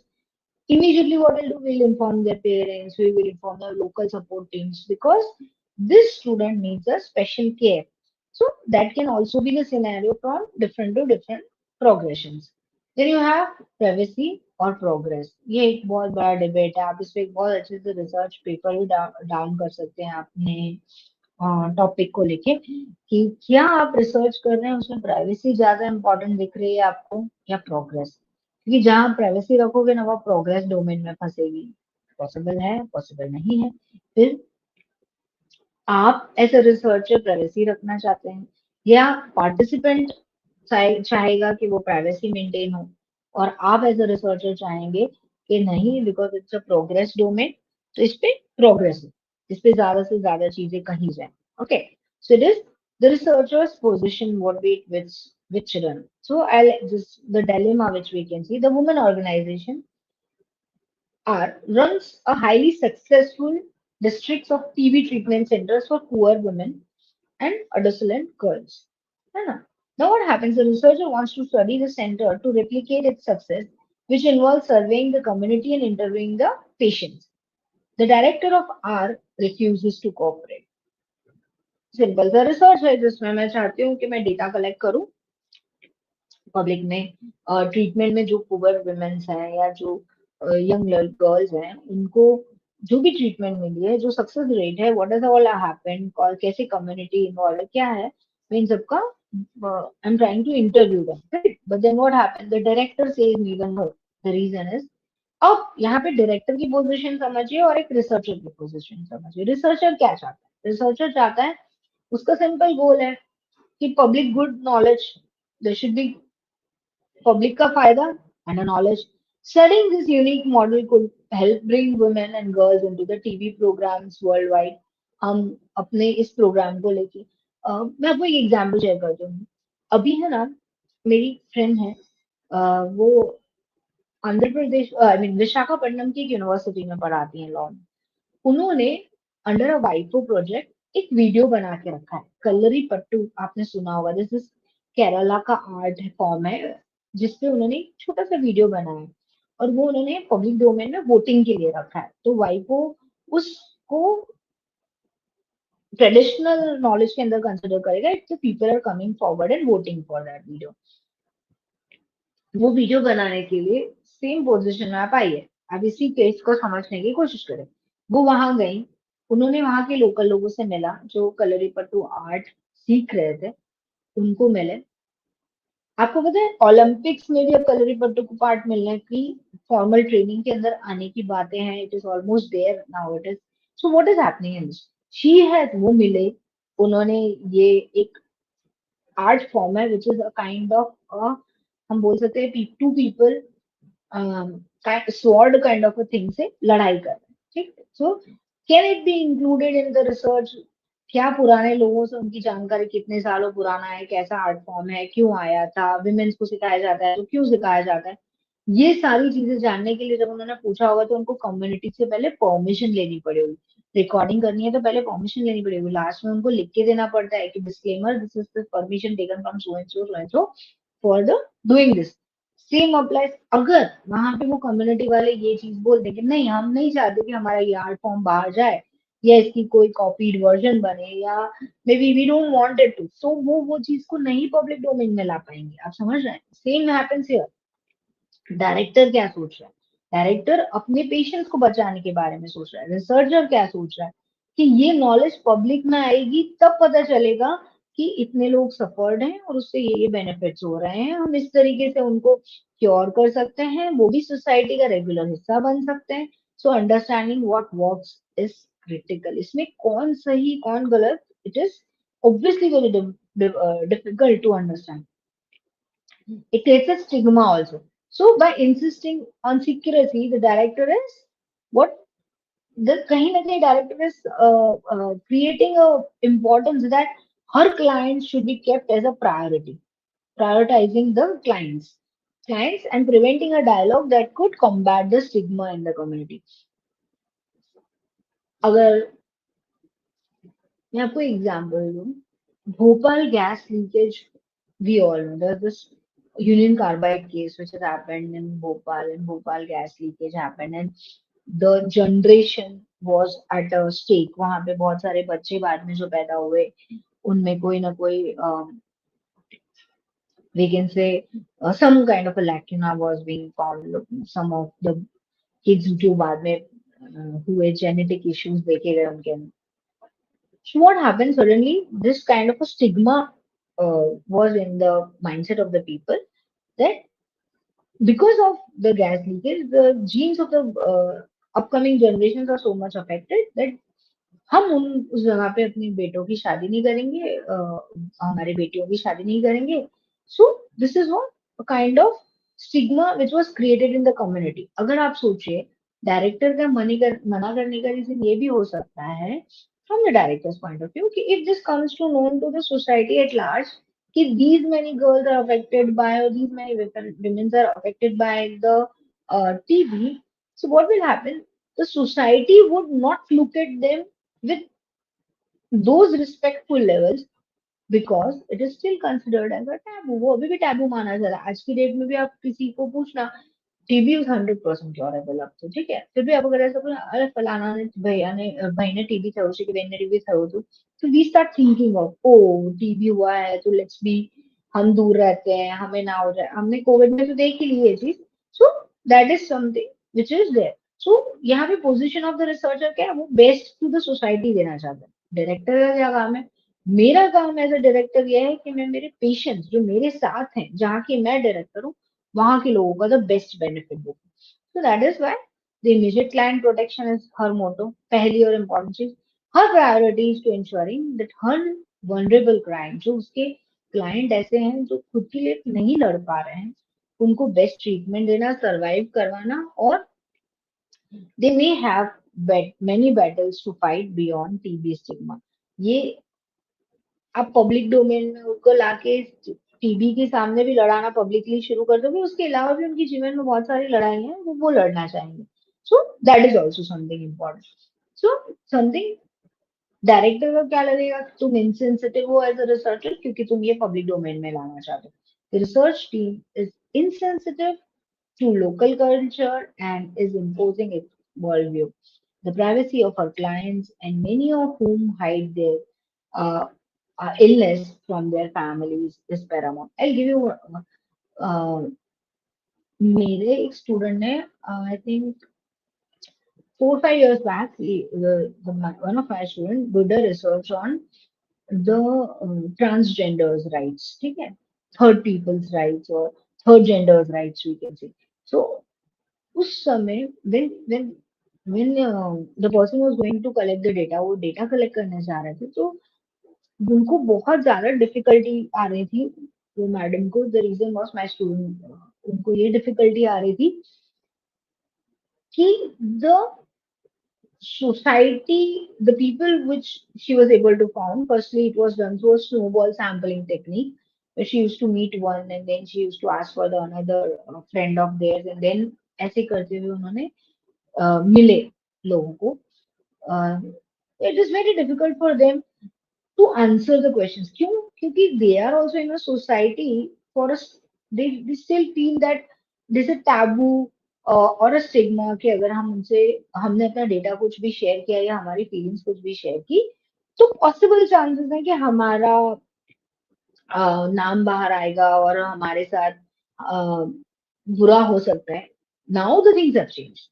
Now the things have very much changed. People know their rights, but हमें हमेशा ये भी याद रखना है कि research ethics में हमारी पोजीशन और हमारे जो पार्टिसिपेंट्स हैं उनकी position should be very well kept in mind. Okay, so now what the check in balance we have to do. So while self-regulation is imperative, institutional safeguards are also placed and ensures the research meets ethical standards. Research ethics committee होती है हमारे REC बोलते हैं जिसको basically, या institutional research committee होती है या हमारी फैकल्टी रिसर्च कमेटी होती है. वो क्या करती है, एक ऑटोनोमस बॉडी है. They reviews the research proposals or protocols in the institutions. They must include mandatory external members who are not connected to the institutions. Usually, there is one person from a legal background be kept into it. A typical board includes members from various disciplines like law, philosophy, and at least one member representing the participants' perspective. फिर वो ethical committee है ना, उसकी sign होती है उसके अंदर कि हम इन topics पे research करना चाहते हैं. The ethical committee gives the permission to do a research on this topic. So the process is the review, study, design, consent forms, and risk benefit analysis to ensure the compliance with the ethical guidelines, and their decisions are formally documented. ये एक written form होता है जिसमें आप title submit करते हैं, आप साथ में ही सबमिट करते हैं आप किस पे रिसर्च कर रहे हैं, आपके पार्टिसिपेंट्स कौन होंगे, what are the reasons for research, how it will be done, here nobody would be harmed, so and so, so and so, and then it is the signature of all the people including you when who is doing a research. So research protocol multidisciplines होने चाहिए, legal experts, philosophers या external members ज्यादातर लोगों, committee members इस तरीके से form होते हैं. Okay, so that is very important. So that's why we can say from the last part of this topic that moral compass is a guide and not a map. It is something which is guiding you. It is not something which is stopping you from doing anything. So ethical codes or review boards provide an essential guardrails which but cannot offer a simple answers of every dilemma. So real works of the ethics lies on the researcher's consent, consciousness and efforts to violence. कहीं ना कहीं बहुत important चीज आप ये याद रखिए please, when you are doing a research, सामने वाला आपके लिए सैंपल नहीं होना चाहिए. Specifically if it is a human, if it is if there is a human involved, animal involved, it's not just a number. It's something which is having a human dignity, human values, core values, है ना. जैसे अगर मैं बोलूँ कि मैंने 10 patients पे research की या 100 पेशेंट्स पे मैंने रिसर्च की, तो वो पेशेंट्स है ना, वो ह्यूमंस है. We can not forget that. If I'm saying I have collected the data from 1,000 farmers, now those are 1,000 farmers are humans. I have done a research on stray dogs condition. So there's those stray dogs condition, when I'm looking to their conditions, it should be with a human efforts. ऐसा नहीं कि हम उनको नुकसान पहुंचाते हुए कर रहे हैं. ठीक है. So on that note, I'm just stopping this topic for here, so we can move to the next one.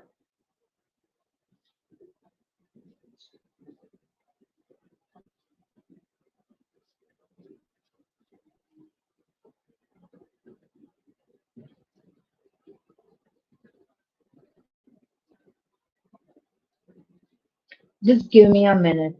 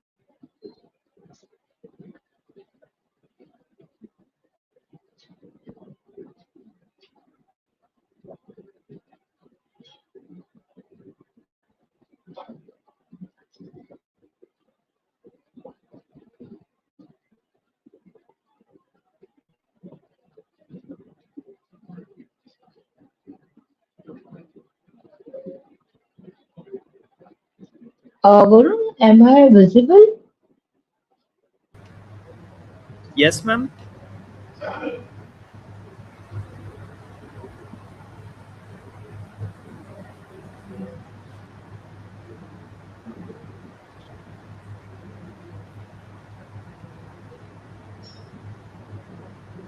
Hello, ma'am.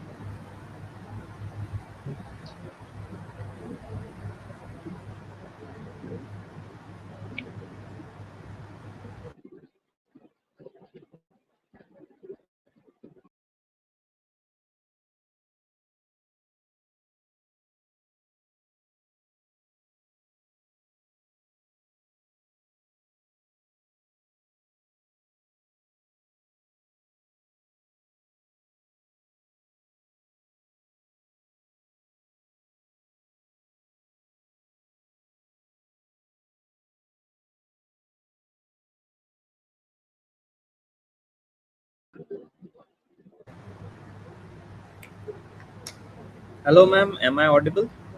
Yeah, I'm so sorry. Something happened that I was out on it. I was out. So I'm just starting with the second slide, but I need 5 minutes break. So is it possible? Yes, ma'am. Of course. Ha. We would keep the live stream on. So this is I've just opened it. What we are supposed to discuss next, and I'll Yes, do ma'am. the F I have shared once. it. So Okay, I've ma'am. done. Please take Is five it minutes is break it and visible? yes, ma'am. Absolutely, it is possible. Uh, no, 1 minute. I'm just asking you, is slide visible? I've opened the slide. Yeah. Yes, ma'am. Slides are visible and I have shared it to the students. Okay. So just give me 5 minutes. I'll be Of back. course. Okay. Of Yeah. course, ma'am. Yeah. Thank you. Welcome, ma'am.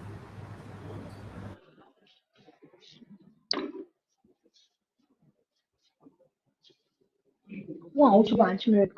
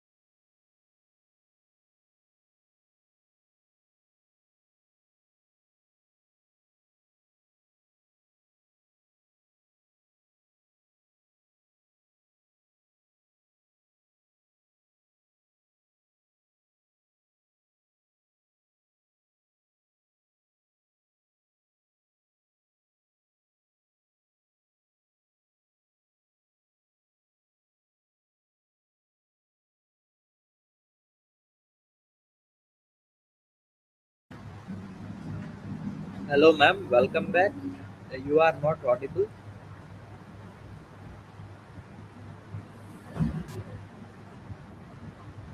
Okay, ma'am. Now you are audible.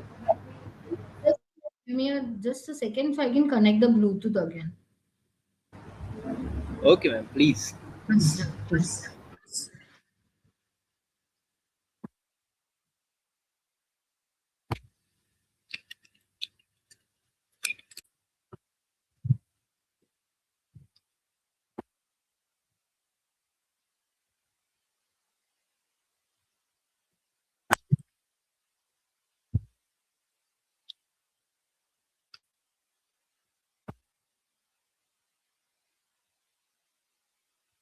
So, am I audible now? Yes, ma'am. Clear. You are visible. The PPT is also there. The PDF, and you are audible, ma'am. Okay.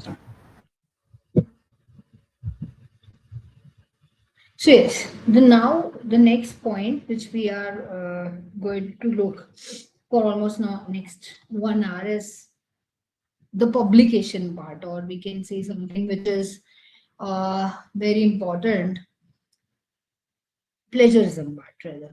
Okay, so there's something which is, when we talk about this, it says the things which are interested for or which are playing its role for the publication part would be, so there are bedrocks of the scientific trust which are included into it.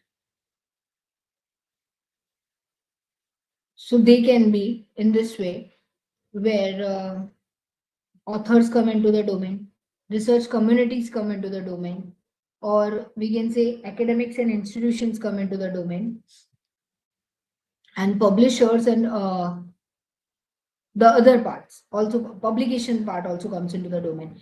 Varun, just a second, I think the PPT is not moving.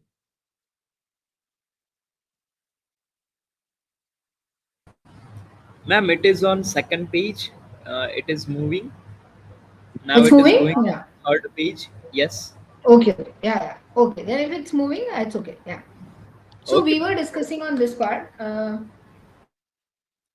When we talk about something which is a research or a publication part, some words like plagiarism plays a very important role.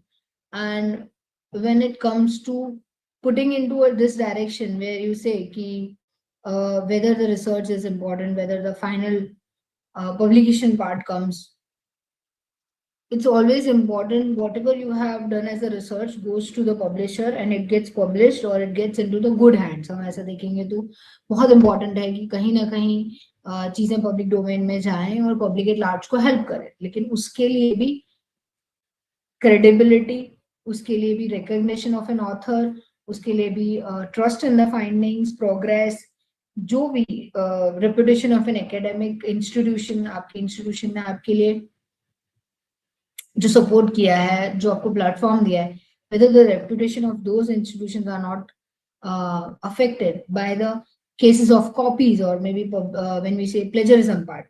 So these all are also playing in its important role here. So let's come to something जो अगर हम बात करें कि चार pillar कौन से हैं, तो there are pillars in which we can say the conditions. There are four conditions for an author's. It can be with any of the, whether it is medical, whether it is non-medical, or whether it is legal or non-legal. We have certain conditions which are to be very well kept in mind. First one comes as the substantial contribution. That is, when we say conception or design of the work or acquisition of analysis or interpretation of data is done in such a way where it has some substantial contribution. ऐसा नहीं है कि मैंने दो चार लोगों के thoughts ले लिए, उनको क्लब अप कर लिया और कुछ नया बना के दे दिया. It is something. See, what is research? Research कहता है कि when the same thing is being researched again and again with a new dimensions, yeah, a new thing is searched with some other dimensions. मतलब आपने या तो नई नई चीज कोई ढूंढी, या आपने पुरानी ही किसी चीज पे रिसर्च कर रहे हैं, लेकिन आपने बहुत अलग अलग तरीके से उसके फाइंडिंग्स निकालने की कोशिश की है. बट वो ये नहीं हो सकता कि jumble of work can not be research. या बल्क डाउनलोड्स और उसको हमने कंबाइन करके एक रिसर्च फॉर्मेट कर दिया, वो रिसर्च नहीं हो सकता। फिर drafting and revising, drafting the work and revising it critically for important intellectual content. आप जब ड्राफ्ट बनाते हो, आप किसी भी पब्लिकेशन में जब अपना पेपर पब्लिकेशन कराने की, पब्लिशिंग कराने की कोशिश करते हो किसी भी जर्नल में, तो आपने देखा होगा बहुत बार हमें रिवाइज करने के लिए सेम पेपर आ रहा है, या रिव्यू करने के लिए आ रहा है, या हमें उसको रीलुक करना पड़ता है, या कई बार ये होता है कि दे लास्ट की look at the conclusion part, it is look at your findings part, उतना हमें आउटपुट नहीं मिल पा रहा है, please look at it once, आप रीड्राफ्ट करके दीजिए। Why this is happening, the reason is it is important for an intellectual thinking. बहुत ज्यादा इंपॉर्टेंट ये कि बार बार जब वो रीलुक किया जा रहा है या रिवाइज किया जा रहा है, तो हम अपनी ही चीज को बार बार जब देखते हैं ना, it comes with new thoughts every time, so that might be the reason for why it is being done. Then you have final approvals. Final approval for the version of published is being given on the basis के आप कहीं पे हमें copyright form भरना होता है, कहीं पे हम ये लिख के देते हैं कि we have not taken anyone's work directly, we are not harming any of the sentiments of a particular country, religion, anything, है ना। The reason is somewhere when we want to publish some work, it is not on the basis कि हम किसी को नुकसान पहुंचाते हुए ये काम कर रहे हैं, किसी का काम चोरी करते हुए ये काम कर रहे हैं। Comes in the fourth part comes as an accountability, agreement to be accountable for all aspects of work. Now what do you mean by the word accountability? जिम्मेदारी, हम अपने सारे काम की जिम्मेदारी लेते हैं, हम उसके लिए अकाउंटेबल हैं।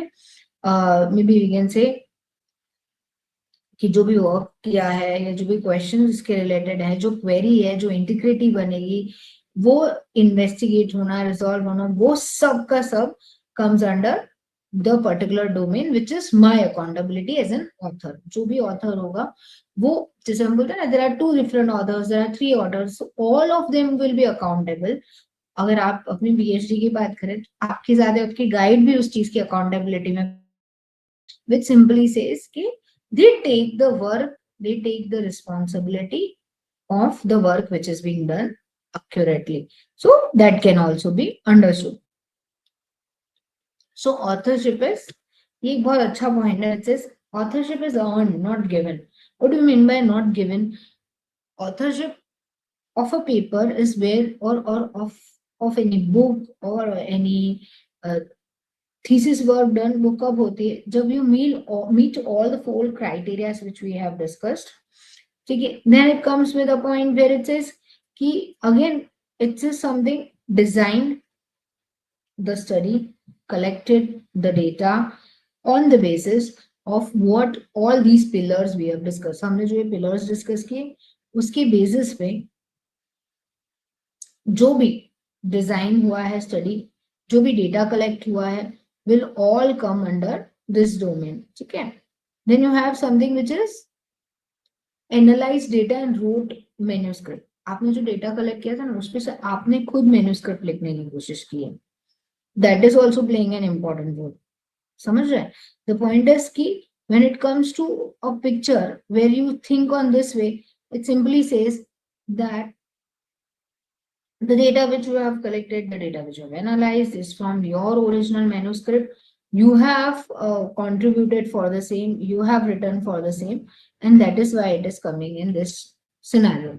Then provided critical feedback and revised manuscript substantially. आपको जो भी फीडबैक मिला है, आपने जिस भी तरीके से उसको लिखा है, जो भी पॉइंट आउट किया है, इस सब्सटेंशियली ड्राफ्टेड, आपने उस पर मेन्यूस्क्रिप्ट जो है, आपका बेसिक डेटा की जो मेन्यूस्क्रिप्ट है, आपने जो लिखा है, जो बनाई है, is being worked very accurately again and again, is being red very properly again and again, and is being suggested from that model too. Then you have, so firstly what we need to understand is we meet all the four criteria of authorship. हमने substantial contribution किया होगा, हमने drafting की होगी properly, हमारा final approval हुआ होगा, हम अकाउंटेबल होंगे, and this all leads to something where you can say that the authorship is being earned. Designed the study है, data collected है ना, आपका प्रोवाइडेड फीडबैक लिया है, आपने जो फीडबैक आया उसके हिसाब से चीजें की हुई हैं, that is there. So contributor acknowledged but not an author. So when collected samples only without any analysis or interpretations, आप क्या बोल सकते हो, आप contributor हो सकते हो. मैंने इस आपकी इस रिसर्च में कंट्रीब्यूट किया है, that means maybe I am just a contributor, जहाँ पे मैंने आपको डेटा कलेक्शन में हेल्प किया है, या आपको डेटा कलेक्शन में सुपरवाइज किया है, या आपको डेटा कलेक्शन में एनालिसिस में हेल्प किया है, but I might not be the one who is an actual author, the one who has written it. So collected samples only without any analysis or interpretation, or assisted in data collection or under supervision, did minor editorial work, provided suggestions without intellectual contribution. तो मैं contributor, सिर्फ contributor, मैं author नहीं. Then comes not a contributor also, providing funding only. हो सकता है वो आपको फंड दे रहे हैं, वो आपको इक्विपमेंट दे रहे हैं, आपको critically review नहीं कर रहे हैं आपके versions को, लेकिन did not critically review or approve the final version. But these people can be said as the contributors or non-contributors, but they cannot be said as authors. So let's understand according the author's order, middle authors ने corresponding orders. आपने देखा होगा first order, second author, हमें हर बार ये देखने को मिलता है, middle author, second author और last author और senior author जो guide होता है, और एक होता है आपका communicator जो आपका होता है contributor, corresponding author. Usually when you see the papers which are published in Scopus, Web of Science, this kind of thing is being seen. Maybe आप तो रिसर्च पेपर पब्लिश करते होंगे, so you might be aware that these kind of things are there, but just एक go through के लिए हम देख लेते हैं, which is who is the first author, who can be said the one who is a driver, the one who has typically conducted the majority research. जैसे आपके case में आप लोग सब रिसर्च स्कॉलर्स हो, तो आप ड्राइवर्स हो, तो आप क्या हो गए, आप फर्स्ट ऑथर्स हो गए. So typically conducted majority of the research and leads to the manuscript writing, जिन्होंने लिखने की कोशिश की है. सेकेंड ऑथर कौन होता है, usually the contributor should relate to their order in the list. Example decreasing और इक्वल कंट्रीब्यूशन. कई बार ये देखा गया है कि हमने मल्टीडिसिप्लिनरी रिसर्च कर रहे हैं, तो हमारे साथ, हम साइंस के हैं तो हमारे साथ कोई लॉ का है, या हम maybe I am from a botany background, somebody is from traditional knowledge background, anywhere, so they can be included into the middle authors if they have. The last and senior author would be the guide of and the principal investigator हो गया, या आपको overall insight दे रहा है, या intellectual guidance दे रहा है कि इस पेपर में इस तरीके का कंट्रीब्यूशन होना चाहिए, इस तरीके का चेंज होना चाहिए. Can be the one who is coming under a senior author. Now word comes who is a corresponding author. तो यूजुअली corresponding author या तो ड्राइवर हो सकता है, जो फर्स्ट ऑथर है himself, the one who manages the communication with the journal, और जो रिविजन्स के वर्क कर रहा है, जो पोस्ट पब्लिकेशन इंक्वायरीज हैंडल कर रहा है, जो प्री पब्लिकेशन पहले प्रायर टू द पब्लिकेशन जो कॉपीराइट इश्यूज के साथ डील कर रहा है, जो basically is kind of communicator between the two, who is talking, who is having a discussions, can be said as the one who is a corresponding author. Now there are certain red flags. हम ऐसा बोल सकते हैं. What do you mean by red flag? Red flag is considered कि जो चीजें समझो dangerous है, जिस things को we can avoid, we can not do, can be said as the unethical practices. वो सारे हो गए आपके red flags. तो अगर हम इधर red flag की बात करें, तो 4 red flags कौन से हैं ethical issues की? First is guest authorship. Now the question comes के what is guest authorship? Adding a senior figure for prestige, even if they don't know or didn't have contributed meaningfully while its authorship criteria. Suppose कि there are 2-3 students, उन्होंने बहुत अच्छा research लिखा है, और उन्होंने कुछ लॉ बैकग्राउंड से लिखा, और मेरे बहुत सारे पब्लिकेशंस हो रखे हैं, तो मेरा नाम आएगा ना, तो ये पेपर इजीली छप सकता है. यूजुअली ये प्रैक्टिस फॉलो करते हैं लोग, but this should not be done, because when it comes out it is affecting the reputation of that meaningful contributor or a senior, not non-meaningful contributor or a senior figure. तो मैंने क्या किया, okay आप मेरा नाम लिख लीजिए, कोई बात नहीं, तो मेरे बेसिस पे उनका पेपर इजीली पब्लिश हो गया. लेकिन what I have done, I was not a contributor. मैं क्या कर रही हूँ, I am just violating something which is authorships criteria, जहां पे मैं गेस्ट ऑथर की तरह एंटर करती हूँ, जहाँ पे मैं कोई कंट्रीब्यूशन ना दे रही हूँ, सिर्फ अपने नाम पे एक टिक लगा रही हूँ, which is कि I have added one more paper in my cap, that I have one feather in my cap that says that I have published so and so papers. Okay, then it comes the second one is ghost authoring. Do you know what is ghost authoring? This is also nowadays most common. That is a major contributor, maybe an often industry or sponsored, is not listed as an author, violates transparency. क्या होता है, जो major contributor है, कभी इन often and industry sponsored है ना, उसको ही हटा देना, जिसने जिसने जिसने लिखा है उसको हटा के किसी और के नाम पे कर देना, गोस्ट ऑथरशिप, किसी और से लिखवा लेना, किसी और से, किसी और का वर्क है जिसको उसके नाम से हटा के कंपनी ने किसी और के नाम पे पब्लिश करवाने की कोशिश की, that's also ghost authorship.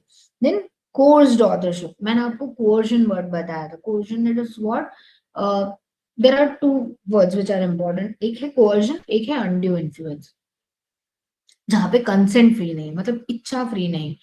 Coercion में क्या होता है, कोई आपको डरा रहा है, कोई धमका रहा है, कोई प्रेशर कर रहा है और आप उसके बेसिस पे वो चीज रख रहे हो, गन पॉइंट पे हो सकता है, मारने की धमकी हो सकती है, कुछ भी हो सकता है, तो यहाँ पे कोर्स्ड ऑथरशिप की बात की।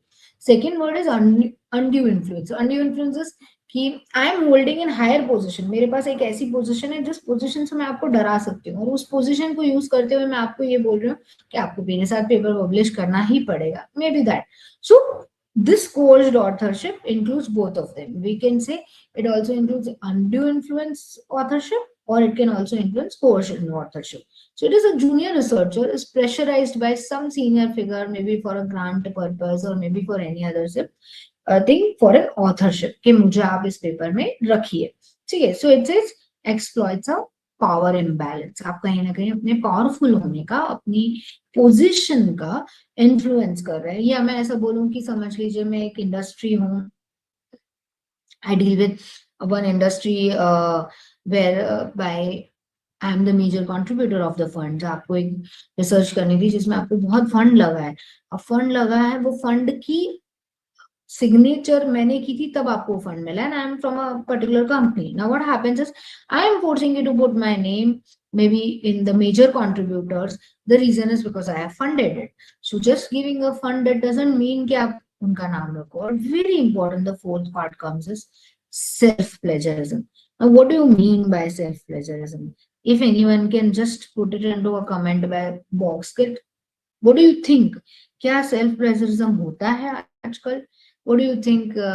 How much you have seen a self plagiarism, or do you think self plagiarism is also allowed? आपको ऐसा नहीं लगता कि self plagiarism तो मेरा ही है, तो मैं, मुझे आप मेरा ही काम लिखने के लिए क्यों अलाउ नहीं करोगे बाद में?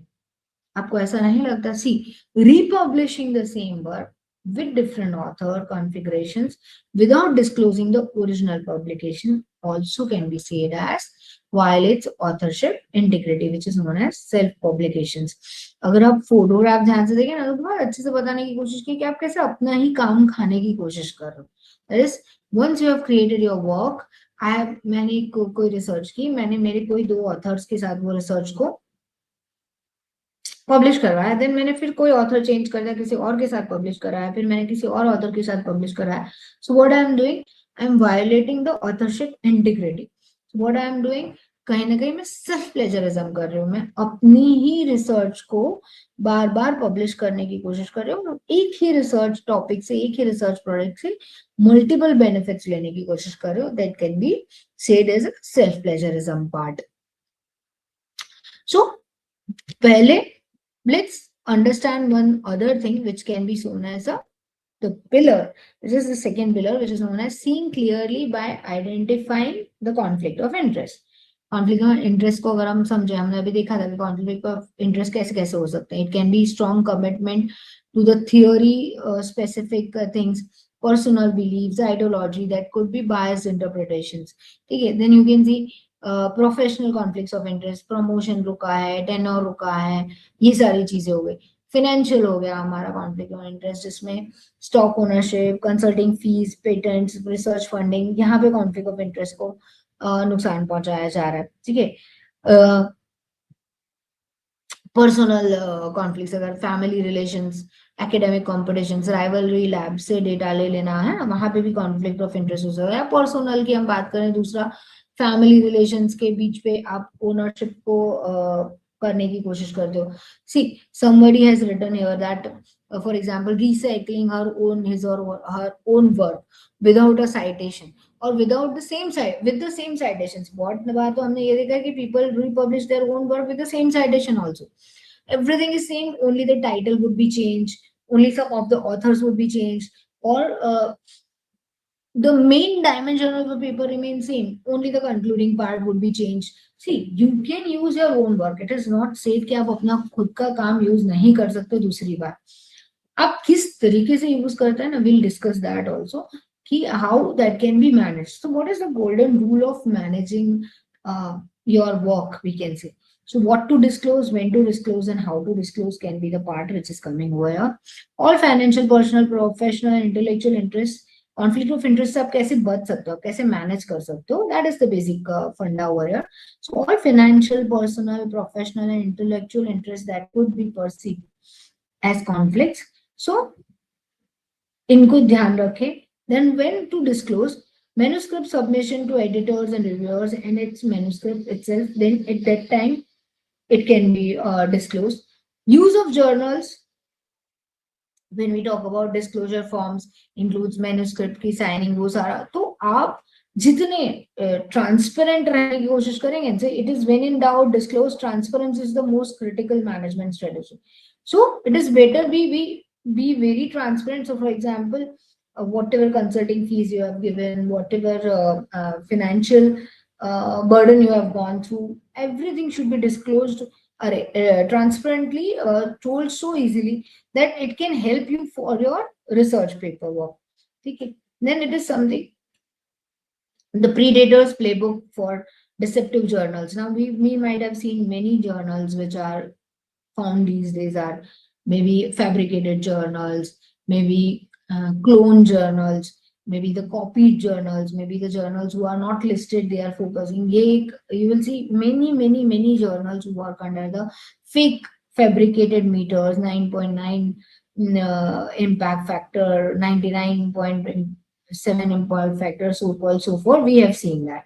Correct. So misleading indexing, that is falsely claiming the indexed number, that is PubMed है ये journal, या Scopus है, या Web of Science है. So very importantly, we need to understand to check the authenticity of the journal whenever you are submitting it, when you are paying the fees for the publication, if any. Please do keep in mind to check that whether that journal is exactly found in the Scopus, PubMed or Web of Science listing. Second, अगर वो list में मिल रही है हमें, तो फिर हमें ये देखना है कि वो लिस्टिंग में जो जर्नल है और जो हमारे पास जर्नल है उसके नंबर्स, ISSN नंबर सेम है या नहीं. और इसके अलावा when your paper gets published, just check whether it is indexed journal, आपका नाम वहाँ लिस्ट हो रहा है, आपकी यूनिवर्सिटी का नाम लिस्ट हो रहा है. So कोई misleading indexing ना हो basically. Fabricated metrics होते हैं आजकल, we have seen. See, impact factor is not very easy to get. Impact factor is how much important your journal is, how much impact it is leaving on the society when the people are reading towards it. वो कितने लोगों ने कब कब पढ़ी है, वो सारी चीजें इसके अंदर इंक्लूड होती है. So inventing fake impact factor or using misleading names for metrics is the most common thing which is being done. So we as a researcher, see इसमें क्या है, let the हमारे में rule of caveat emptor and rule of emptor apply होता है, which is that when we are buying something, it's our duty to check. The same way it is when you're submitting your research paper, your hard-earned research. Actually, I would say we as researchers nowadays have started taking our research very easily. हम अपनी research को खुद ही इतनी importance नहीं देते, तो दूसरे तो कैसे दे सकेंगे. हम सोचते हैं कि whatever we have written or whatever research we have conducted is something which can be done by anyone. So what we do is we take our research so easily that हम उसको कहीं भी भेज देते हैं, किसी भी publication में जाने दे रहे हैं. So please think on it. It gets late publication, it's okay, but it should be authentic and very good publication. मैंने आपकी यूनिवर्सिटी में देखा है कि बहुत अच्छे अच्छे पब्लिकेशंस हैं, बहुत अच्छी रिसर्च हो रही है. So keep that going and be aware of these kind of fake impact factor journals where क्योंकि क्या होता है आप समझिए आपने एक फेक इम्पैक्ट फैक्टर जर्नल में या नॉन इंडेक्स जर्नल में पेपर पब्लिश कर दिया जो आपकी कहीं ना कहीं एक फाइंडिंग थी. Now what will happen if you publish this because it was not properly done, you will publish it again into some other journal, you are doing self plagiarism. So आप एक क्राइटेरिया से बचने के चक्कर में आप दूसरे क्राइटेरिया में फंस गए.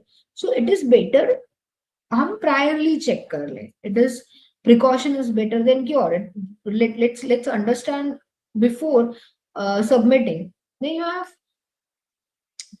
the peer reviewing part. No real peer reviewing being promising review within an hours and days is not possible.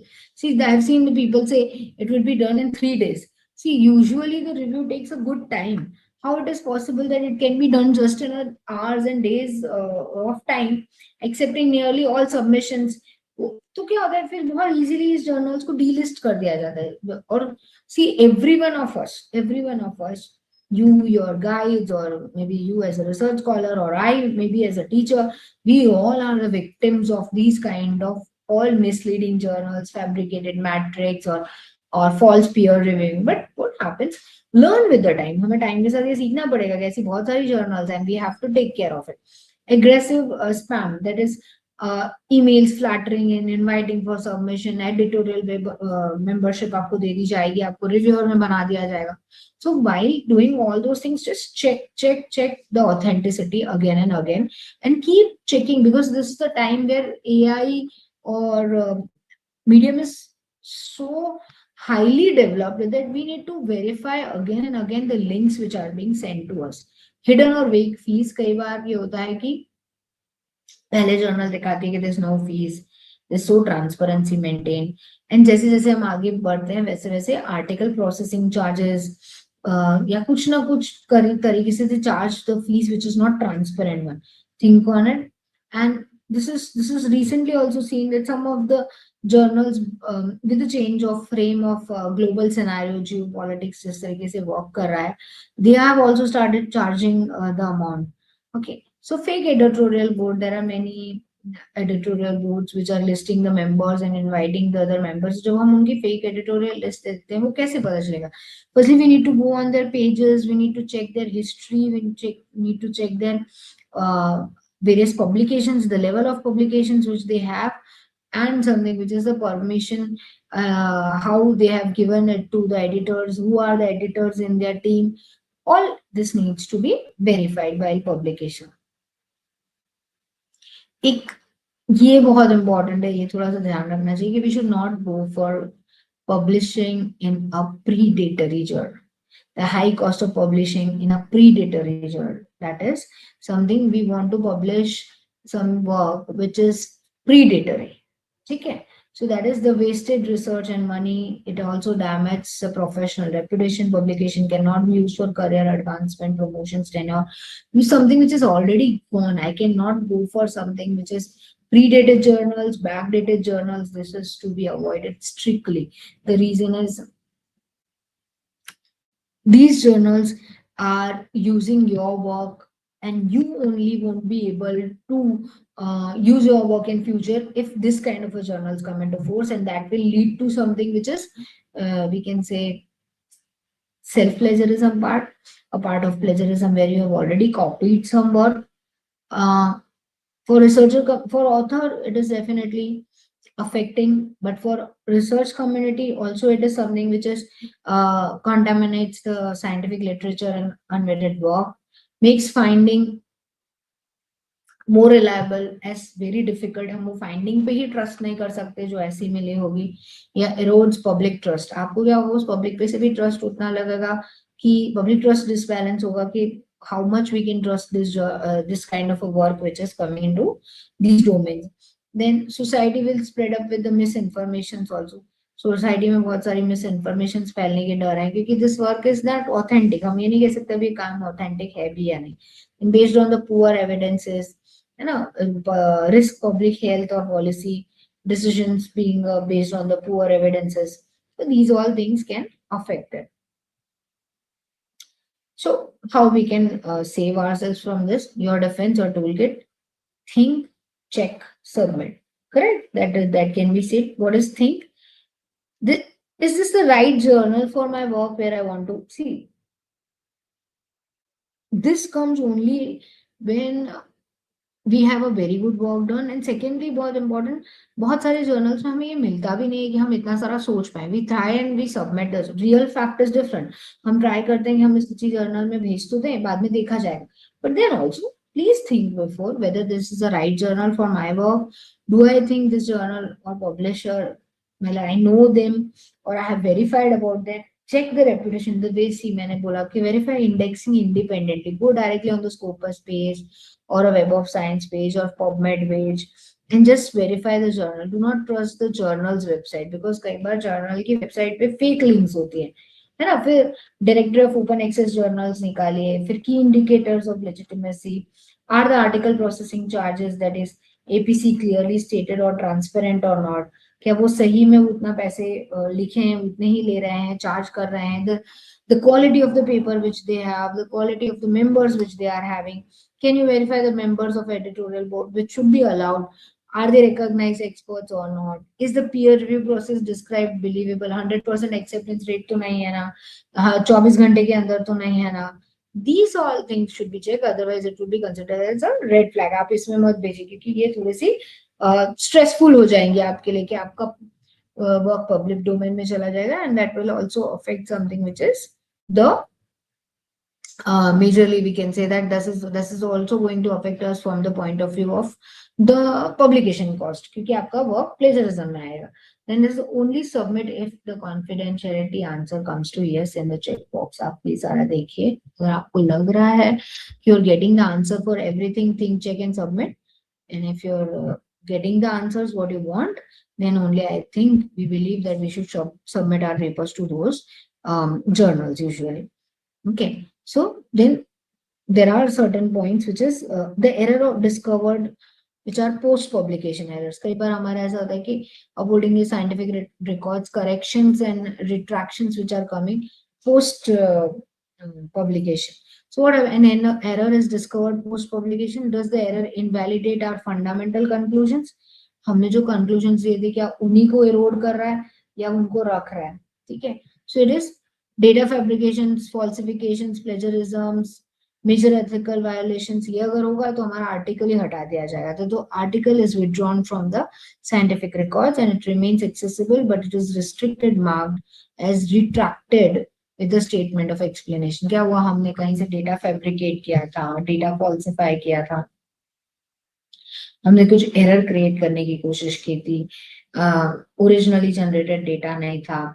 इन सारी सूरतों में कई बार ऐसा होता है कि हमारा रिट्रैक्ट कर दिया जाता है, पेपर हटा दिया जाता है, या किसी और ने क्लेम कर लिया कि ये पेपर उनका था. तब भी ये डिफिकल्टी फेस होती है कि this is being removed from there. So this is not good for us because while doing this sometimes journals हमें है ना blacklist भी कर देते हैं कि so and so journal has blacklisted us from the future publication, and which is not at all good for our researchers.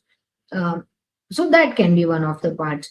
So falsification data, हमने अगर ऐसा लिखा कि so and so percentage of women work under an extreme condition in India और ये data हमने fabricate करके बनाया हुआ है, तो क्या होगा, it will obviously create a wrong impression, so it might be retracted. So this is also important. Then second comes as कुछ फैक्चुअल एरर हो गए, टाइपोग्राफिकल मिस्टेक्स हो गई, कुछ माइनर स्टैटिस्टिकल मिस्टेक हो गई. तब क्या हुआ, journal publishes a notice detailing errors and corrections. हमने गलत पॉपुलेशन ऑफ इंडिया दिखा दी. फॉर एग्जांपल हमने पॉपुलेशन दिखाई इंडिया की, उसमें हमने ऐसा दिखा दिया कि the population of India is so and so, which is a typographical error. तो उसके लिए what will happen, they will give you something which is correction which is coming later on. But before understanding that, हम थोड़ा सा है ना plagiarism पे थोड़ी बात करते हैं. What do you mean by plagiarism overall? If you want to understand this, we need to understand my own work, any work which is written, any idea which is there, any words knowing or without credit which is being utilized by anyone without knowing वो छोड़ दो, or likely copying someone's work for the years and submitting it to the some place can be known as something which is plagiarism. So अगर हम directly जाएं तो it can be passing off of someone else work हो गया कि आपने किसी का भी काम ले लिया, चाहे वो उसका सैम्पल्ड डेटा था या उसका पब्लिश्ड डेटा था या उसका non published, without giving the credit to that person, that there can be a credit in the form of citation. You have not given in the form of citation and you have copied that work which include into this. So it can be किस type से हो सकता है, एक direct कॉपिंग, आपने directly उठा के directly रख दिया, can be said as a direct copying. But nowadays what we do is we use paraphrasing without credit. हम क्या करते हैं, हम एआई की कुछ मोड्स को यूज करते हुए पैराफ्रेजिंग ऑफ द डेटा कर देते हैं, हम उनकी लैंग्वेज चेंज कर देते हैं, हम उनके साइटेशंस बदल देते हैं. कई बार आप देखें ना, आजकल तो हमने नया सीखा है, what students do is usually they start very simply, they start copying the data. They start copying the data from AI. They ask AI a question and AI is going to give them an answer with a particular format, and the AI is going to give them what we say with the citations also. But please do check, are those citations original be or not? Because what happens is AI works on an algorithm. आप उसको अपने ideas को enlarge करने के लिए use की है, आप उसको अपने आइडियाज को एक नया व्हाट यू कैन से वे के लिए यूज करिए, but not the AI is not the one who's going to generate a new ideas for you. It is you. See, we need to have HI and EI also with AI. जैसे human intelligence की भी बहुत ज्यादा जरूरत है और emotional intelligence की भी बहुत ज्यादा जरूरत है when we are using AI. So while using an AI, recently what I've observed, ज्यादातर अब क्या देखने में आता है कि जो students, when you are using this AI mechanism for the research work, they totally get dependent on an AI work. They'll write it down in this way, giving a particular comment to it, that command to it rather, कि आप please write a research paper or please draft an abstract of 200 words stating so and so issues, and please also make the keywords and also make the give us the various publication listing site in the form of a so and so citation. वो आपको बना के दे देगा. क्या ये मांग रहे थे, आपने ये इशू आइडेंटिफाई करा, प्लीज डू चेक इट. आप किस टॉप, हो सकता है आपका आइडिया बहुत ही यूनिक हो, लेकिन आपने एआई को बोल दिया, एआई एक जनरल आइडिया पे काम कर रहा है. AI works on algorithm. Algorithm मतलब उसको डिफरेंट डिफरेंट कमांड्स देगी, जो उसको पास सामान इकट्ठा हुआ है ना, बस वो उसी में खेलेगा. उसके पास आपके जितनी न्यू डायमेंशन सोचने की शक्ति नहीं है. आप कभी प्रोबेबिलिटी में ट्राई करके देखेगा. If you try in a probability way, what will happen? You try different, I think maybe 50 different ways to ask the same kind of a questions. आप एक ही तरीके का एब्स्ट्रैक्ट बार बार बार बार लिखवाइए, वो एक ही तरीके से लिख के वही देगा. The reason is because it is working on a, और उससे ज्यादा उसके पास स्पीड ही अवेलेबल नहीं है कि वो आपको कुछ लिख के दे दे. आप बहुत ज्यादा नैरो डाउन करके किसी टॉपिक पे लिख के पूछिए, नहीं बना पाएगा. So what we are suppose to very importantly understand, we don't fall into such kind of a plagiarism part jahan pe it is either AI generated only, where the citations are wrong, whether the authors names are wrong, whether the work is correct but name is wrong. So what we need to do is we need to cross check it again and again. You can even cross check it using AI, but please, we need to understand AI is for help purpose, not for the totally reliability purpose. So we cannot 100% rely on AI only.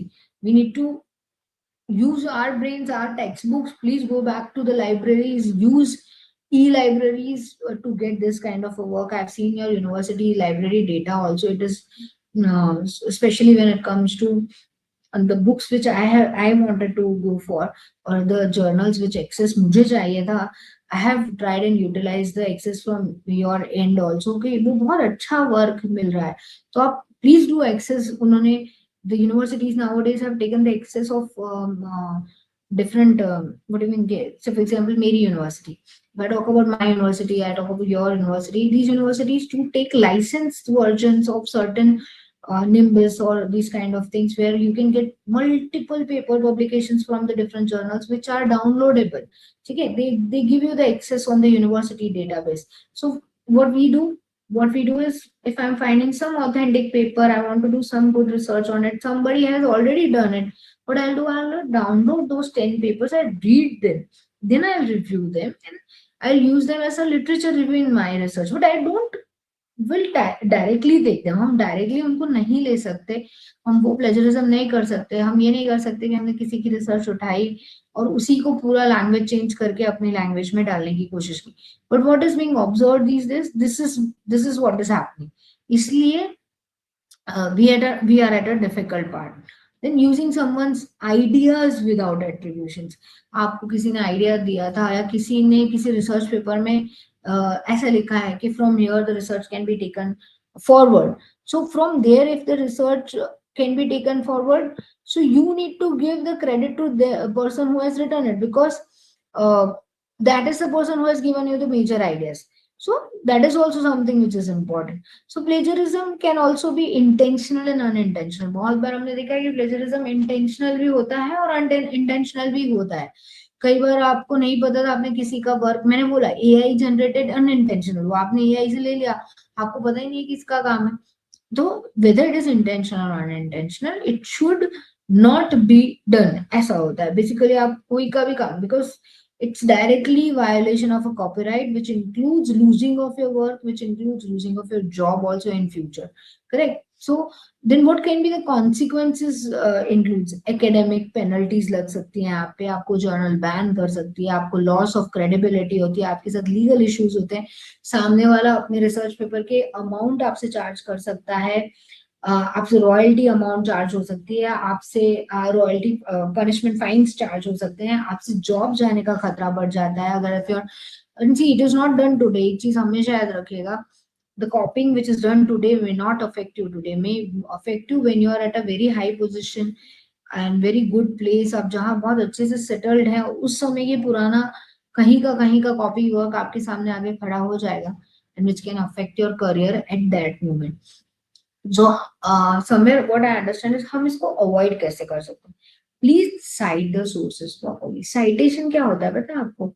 आपको obviously कोई ना कोई पढ़ाएगा, but citation में हमेशा होता है कि जो हमने साइटेशन रखा है, अगर मैं वो डायरेक्टली कहीं पेस्ट करूं, and if that citation is being done on the basis in a proper format, I would, if it's an e-journal, I would be definitely going towards that research. मैं directly कहीं ना कहीं उस research तक पहुंच जाऊं तो ही वो पॉसिबल, तभी उसको माना जाए. I'm getting my point. Otherwise, what will happen? कि वो citation is not properly done. वो ऐसा बोला जाएगा. Like for example, paraphrase. Add your own thoughts. Paraphrasing जब आप कर रहे हैं, और एक चीज क्या देखिए, हम लिटरेचर रिव्यू करते हैं. What people do, I mean, what students do these days is, majorly what they do is, they'll take the research paper, they'll upload the paper in AI, just giving a command ki please give me the literature of this paper in so and so words, and then help me with the same in my area. आपको क्या होगा, वो बना के दे देगा 100 words का या maximum 200 words का, आपने जितना मांगा. कि इसमें आपका थॉट का है, चलो आपने वो लिटरेचर रिव्यू भी करवा लिया, वो भी ठीक है एक बार को, पर उसके बाद क्या, उसको आप कैसे अपने टॉपिक से लिंक कर रहे हैं, इसमें आपका खुद का थॉट क्या था, why we have taken this research paper, वो तो आया ही नहीं. क्योंकि एक बात समझिए, आप और एआई सेम नहीं सोच सकते. उस जमाने तक डेफिनेटली पहुंचेंगे जहां जो मैं सोच रही हूँ वही एआई सोचेगा, या मैं जो सोच रही हूँ वो सोच एआई तक कन्वे हो पाएगी, लेकिन right now it is not possible. So use things which are less plagiarized. Try checking the things with the plagiarism tools. जितना हो सके उतना plagiarism tools के थ्रू वो चेक करने की कोशिश करिए कि whether you are going on a right track, whether you are going on a left track, है ना, कि wrong जा रहे हो. See, when you get right track, left track, and wrong track. See, what do then we can even say कि there are the types of plagiarism. One is direct, हमने word to word copy paste कर दिया, can be said as the plagiarism which is done on the basis of directly. एक हो गया paraphrasing के base पे, आपने वहां से उठाया. See, I have seen one plagiarism. जिस बहुत सारे टाइप्स ऑफ प्लेजरिज्म हमने देखे होते हैं, हम इतने सालों से पढ़ा रहे हैं कि हमने स्कूल आई मीन कॉलेजेस में डेजर्टेशंस देखे हैं. This one plagiarism in which what students do is they take the research work of someone, they'll put into a translator in Google, they'll put it into a translator India English to Spanish, Spanish to German, German to English. Now what will happen, because of the changing of so many languages, it will change to a paraphrasing. आप इसको plagiarism में डालोगे, maybe the plagiarism part is little bit weaker, तो शायद ना भी है. लेकिन this is not your thought, it cannot be. आप आज नहीं पकड़ा जा रहा, पर जरूरी नहीं है कि कल भी ये चीज को ना पकड़ा जा सके. Then there's this mosaic kind of a plagiarism, which is known as what you do, you blend, copy the text with your own words. आप उसको क्या कर दो, you take someone's 100 words, ये किसी ने किसी का लिटरेचर रिव्यू कर रखा था किसी बुक का, वो आपने ले लिया, अब उसमें आपने अपनी 2 लाइनें डाल दी और इसको पूरी थॉट को अपना बना लिया. So I find this as to be the most commonly used, ये सबसे ज्यादा हम यूज करते हैं ना, वो यही है कि mosaic plagiarism. Then it's a self plagiarism which we have already reusing your own work without the proper citations, without giving them a proper link. See, आपका पब्लिश्ड वर्क है उसको साइट करना जरूरी है, क्योंकि now it is not only you whose work it is published in so and so journal. आप समझिए, आप सेल्फ प्लेजरिज्म में कहाँ फंसते हैं, आपने अपना ही पेपर 2 अलग अलग जगह पे पब्लिश करवाया है, एक में दिया और फिर दूसरी जगह दे रहे, तो वो जो जो जर्नल है, आपने उसको परमिशन दिया है कहीं ना कहीं कि if the copyright gets violated then this can be taken as against me. So what will happen, they will start charging you something. Then it comes as how to avoid it. Use and understand the citations properly. Whatever citations you are giving, use them properly, use proper quotes. Direct text है, आपको महात्मा गांधी जी की line लिखनी है तो वो लिखिए, कोई ना नहीं, लेकिन फिर महात्मा गांधी जी ने कहा है वो लिखिए. पैराफ्रेजिंग कर रहे हैं, आप लैंग्वेज में अपर हैंड नहीं है, आपका उतना अपर हैंड नहीं है लैंग्वेज को लेके, तो उसको भी उसी तरीके से मेंटेन करने की कोशिश करिए. साइटेशन स्कोर्स करिए. बहुत मेजरली आप है ना गूगल स्कॉलर पे जाके चेक कर सकते हैं कि गूगल स्कॉलर पे जाके आप ये चेक कर सकते हैं कि how the plagiarism can be the most research papers कौन से आपके एरिया के, उसको आप यूज कर सकते हैं फॉर द लिटरेचर रिव्यू. एक minute, I just go through. Ma'am, I am concern about the repository indexing. Will the personal plagiarism check before submission therefore interfere with the final authority report? Yes, when repositories are being avoided usually, that is being done by the guides usually when you submit your thesis, correct? But if अच्छा, एक और बहुत अच्छा इससे मुझे एक answer आया कि for example when I am doing my PhD thesis, I have करते करते मैंने हर चैप्टर के टाइम पे ना कोई एक रिसर्च पेपर पब्लिकेशन के लिए डाला, और जब मैं पब्लिक अपनी फाइनल थीसिस तक पहुंची ना, तो क्या हो गया कि मेरे 4 रिसर्च पेपर छप चुके हैं. अब वो स्कोपस या कहीं भी बहुत अच्छी अच्छी जगह छप गए. So now they are into public domain. तो जो सेम वर्क आपने वहां लिखा है ना, वही अगर आपकी थीसिस में है ना, तो प्लेजरिज्म में आ जाएगा. आपको क्या करना है, बहुत इंपॉर्टेंटली, आप जो chapter, suppose I am writing on the historical perspective of the base of IPR, or I'm writing on something which is historical perspective of the Spanish language, or maybe something like that. What I'm supposed to do, this is my chapter's name. उससे थोड़ा अलग हटके ही अपना research paper लिखिए. अगर दोनों का content same है तो वो प्लेजरिज्म आएगा ही, या दोनों का मेजर आइडिया सेम है तो भी वो प्लेजरिज्म कंसिडर होगा. और before submitting, please, there are free plagiarism check websites which are available, in which you can very well check your plagiarisms, or you can take the help of your guides, because they do have the access to such I mean say access to such websites which actually check the plagiarism authentically. Like, for example, we have a access to Drillbit, or we have an access to Turnitin. So you can take the help of your guides and they can help you with the plagiarism part. It is better to check it first, then whatever the plagiarism part comes, don't take it as a punishment, take it as a correction point of view. आपको एक मौका मिल रहा है कि शायद आपने गलती से किसी को कोट नहीं किया है या साइट नहीं किया है, तो you got a time to cite it properly. So please please do it is better to check ourselves 10 times before submitting papers to some very good journals. Because those journals don't take a time to blacklist us, what I have observed. So that is the part in the plagiarism thing. Then comes your commitment to the principled publications, very important. Ensure the listed authors meet the four criteria what we are given. Then you have established a written authorship agreement, whose part is what. Disclose the all potential conflict of interest fully and transparently. Future में क्या क्या conflicts आ सकते हैं, think check कर लिया है आपने, properly माना है, take responsibility for correcting if any errors are being coming into it.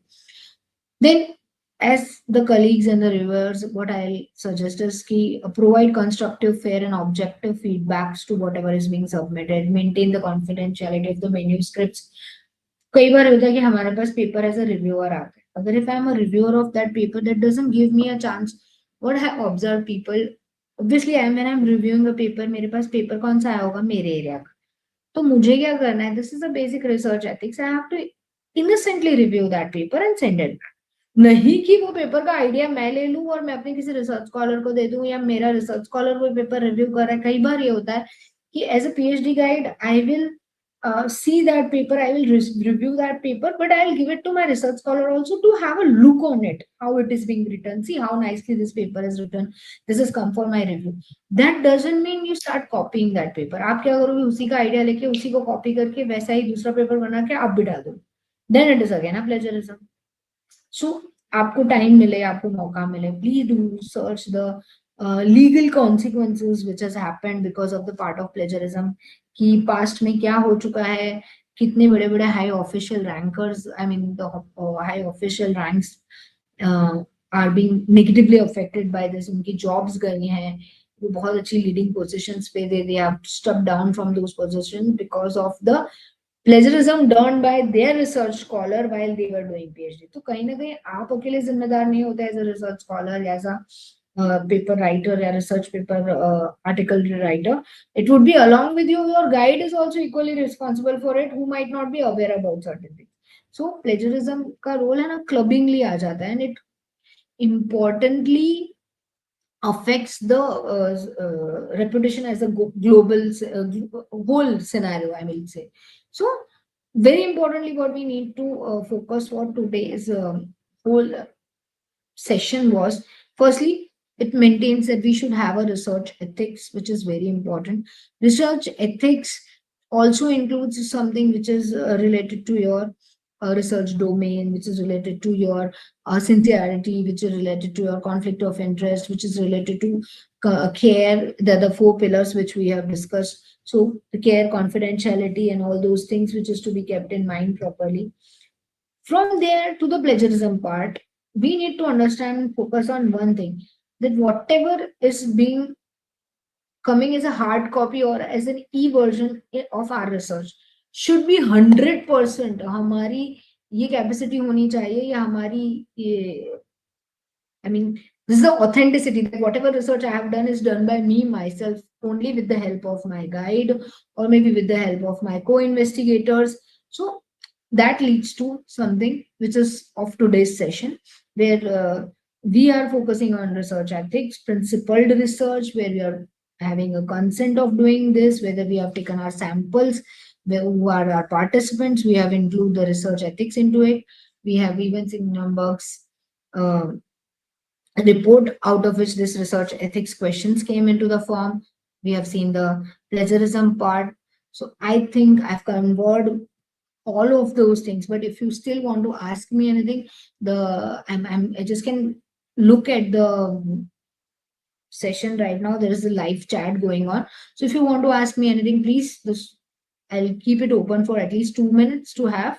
So if you can just have a conversation, and then I'll try to wind up a session with kind of a summary.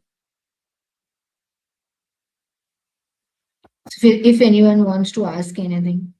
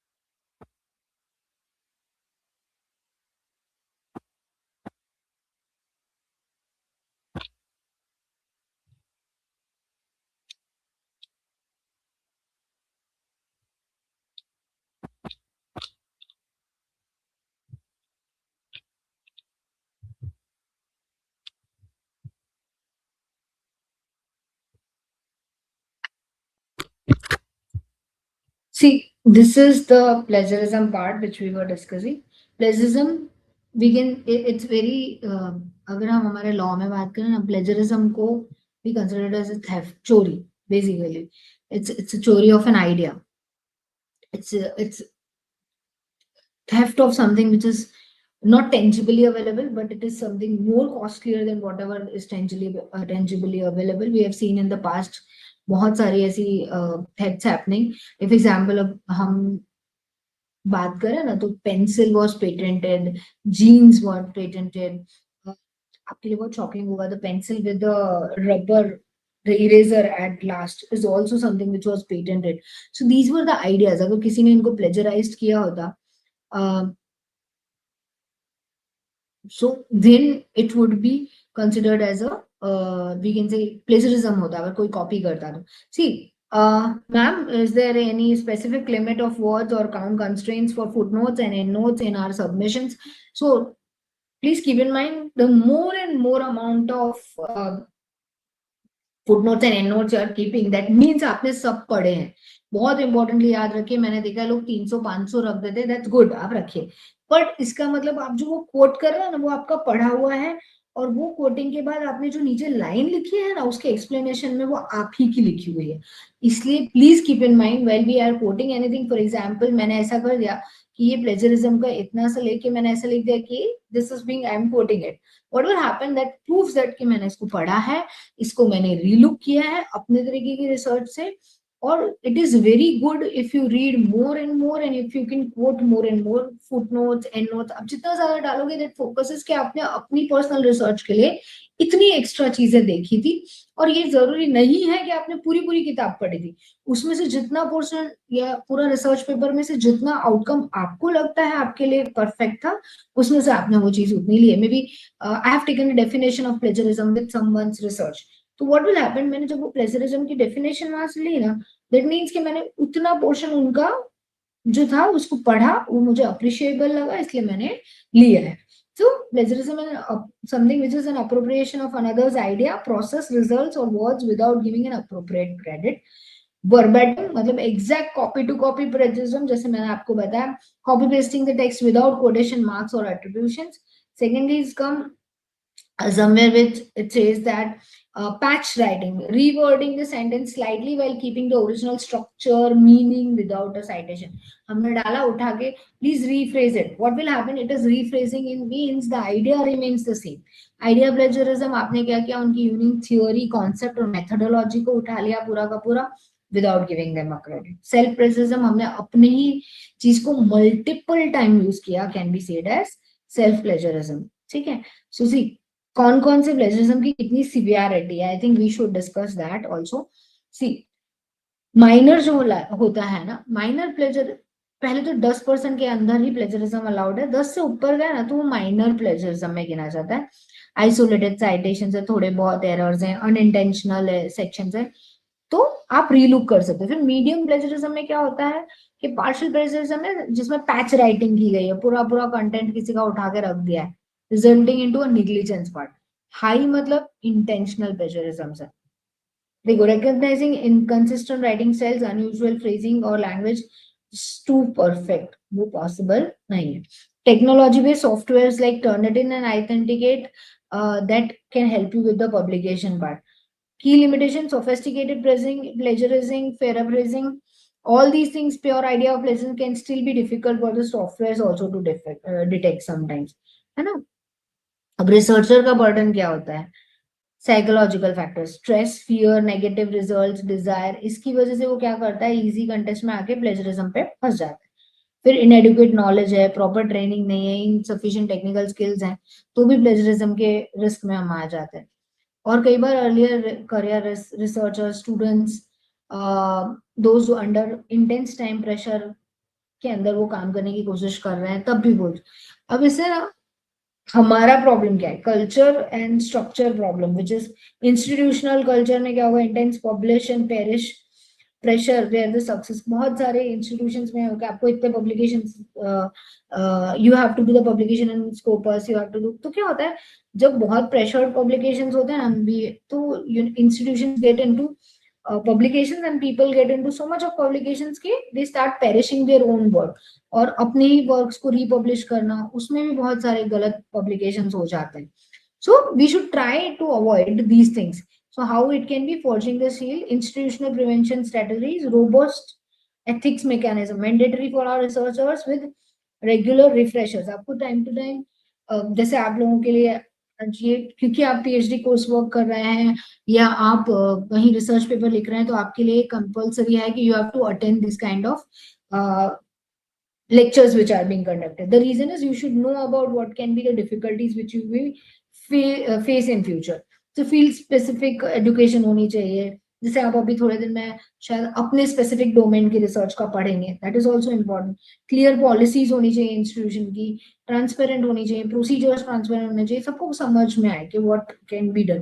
Then supportive research culture होना चाहिए, which is कि the research which is there should be promoted at to and.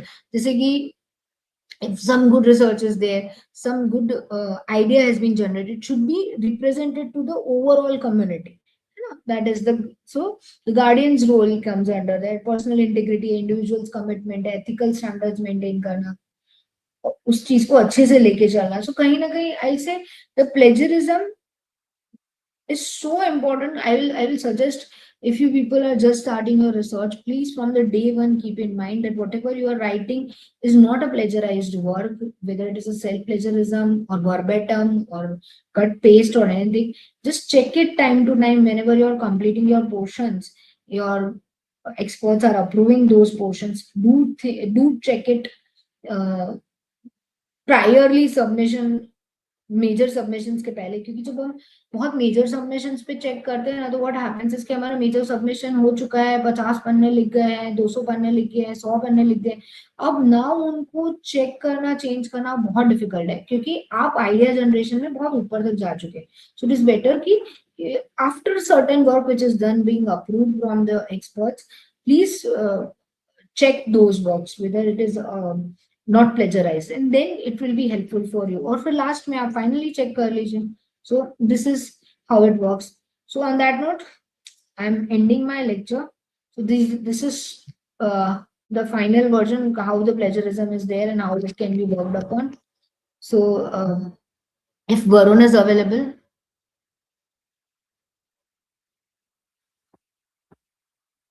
just like to end the lecture.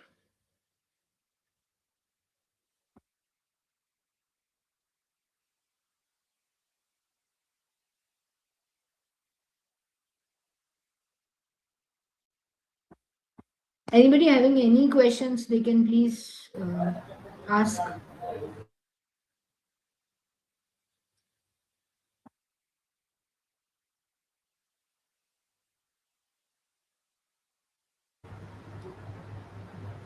Thank you very much, Dr. Ruchi Tiwari ma'am, for such an engaging session on the very key aspects which were research approaches, scientific misconducts, research integrity, as well as ethical consideration within the research.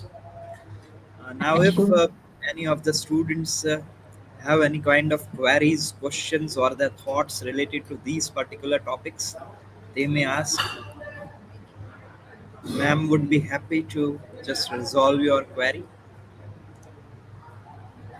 Since certain questions, ma'am, were already raised and you have, I guess, dealt with them through your lecture only.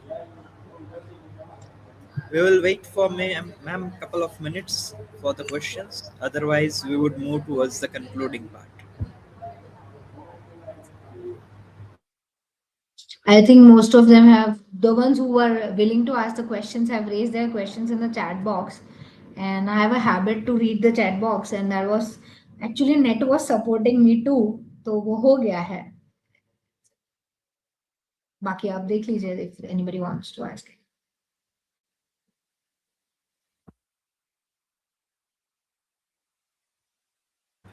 Okay, ma'am. Then, with your permission, let's move towards the concluding part, ma'am. Yeah, please. Okay.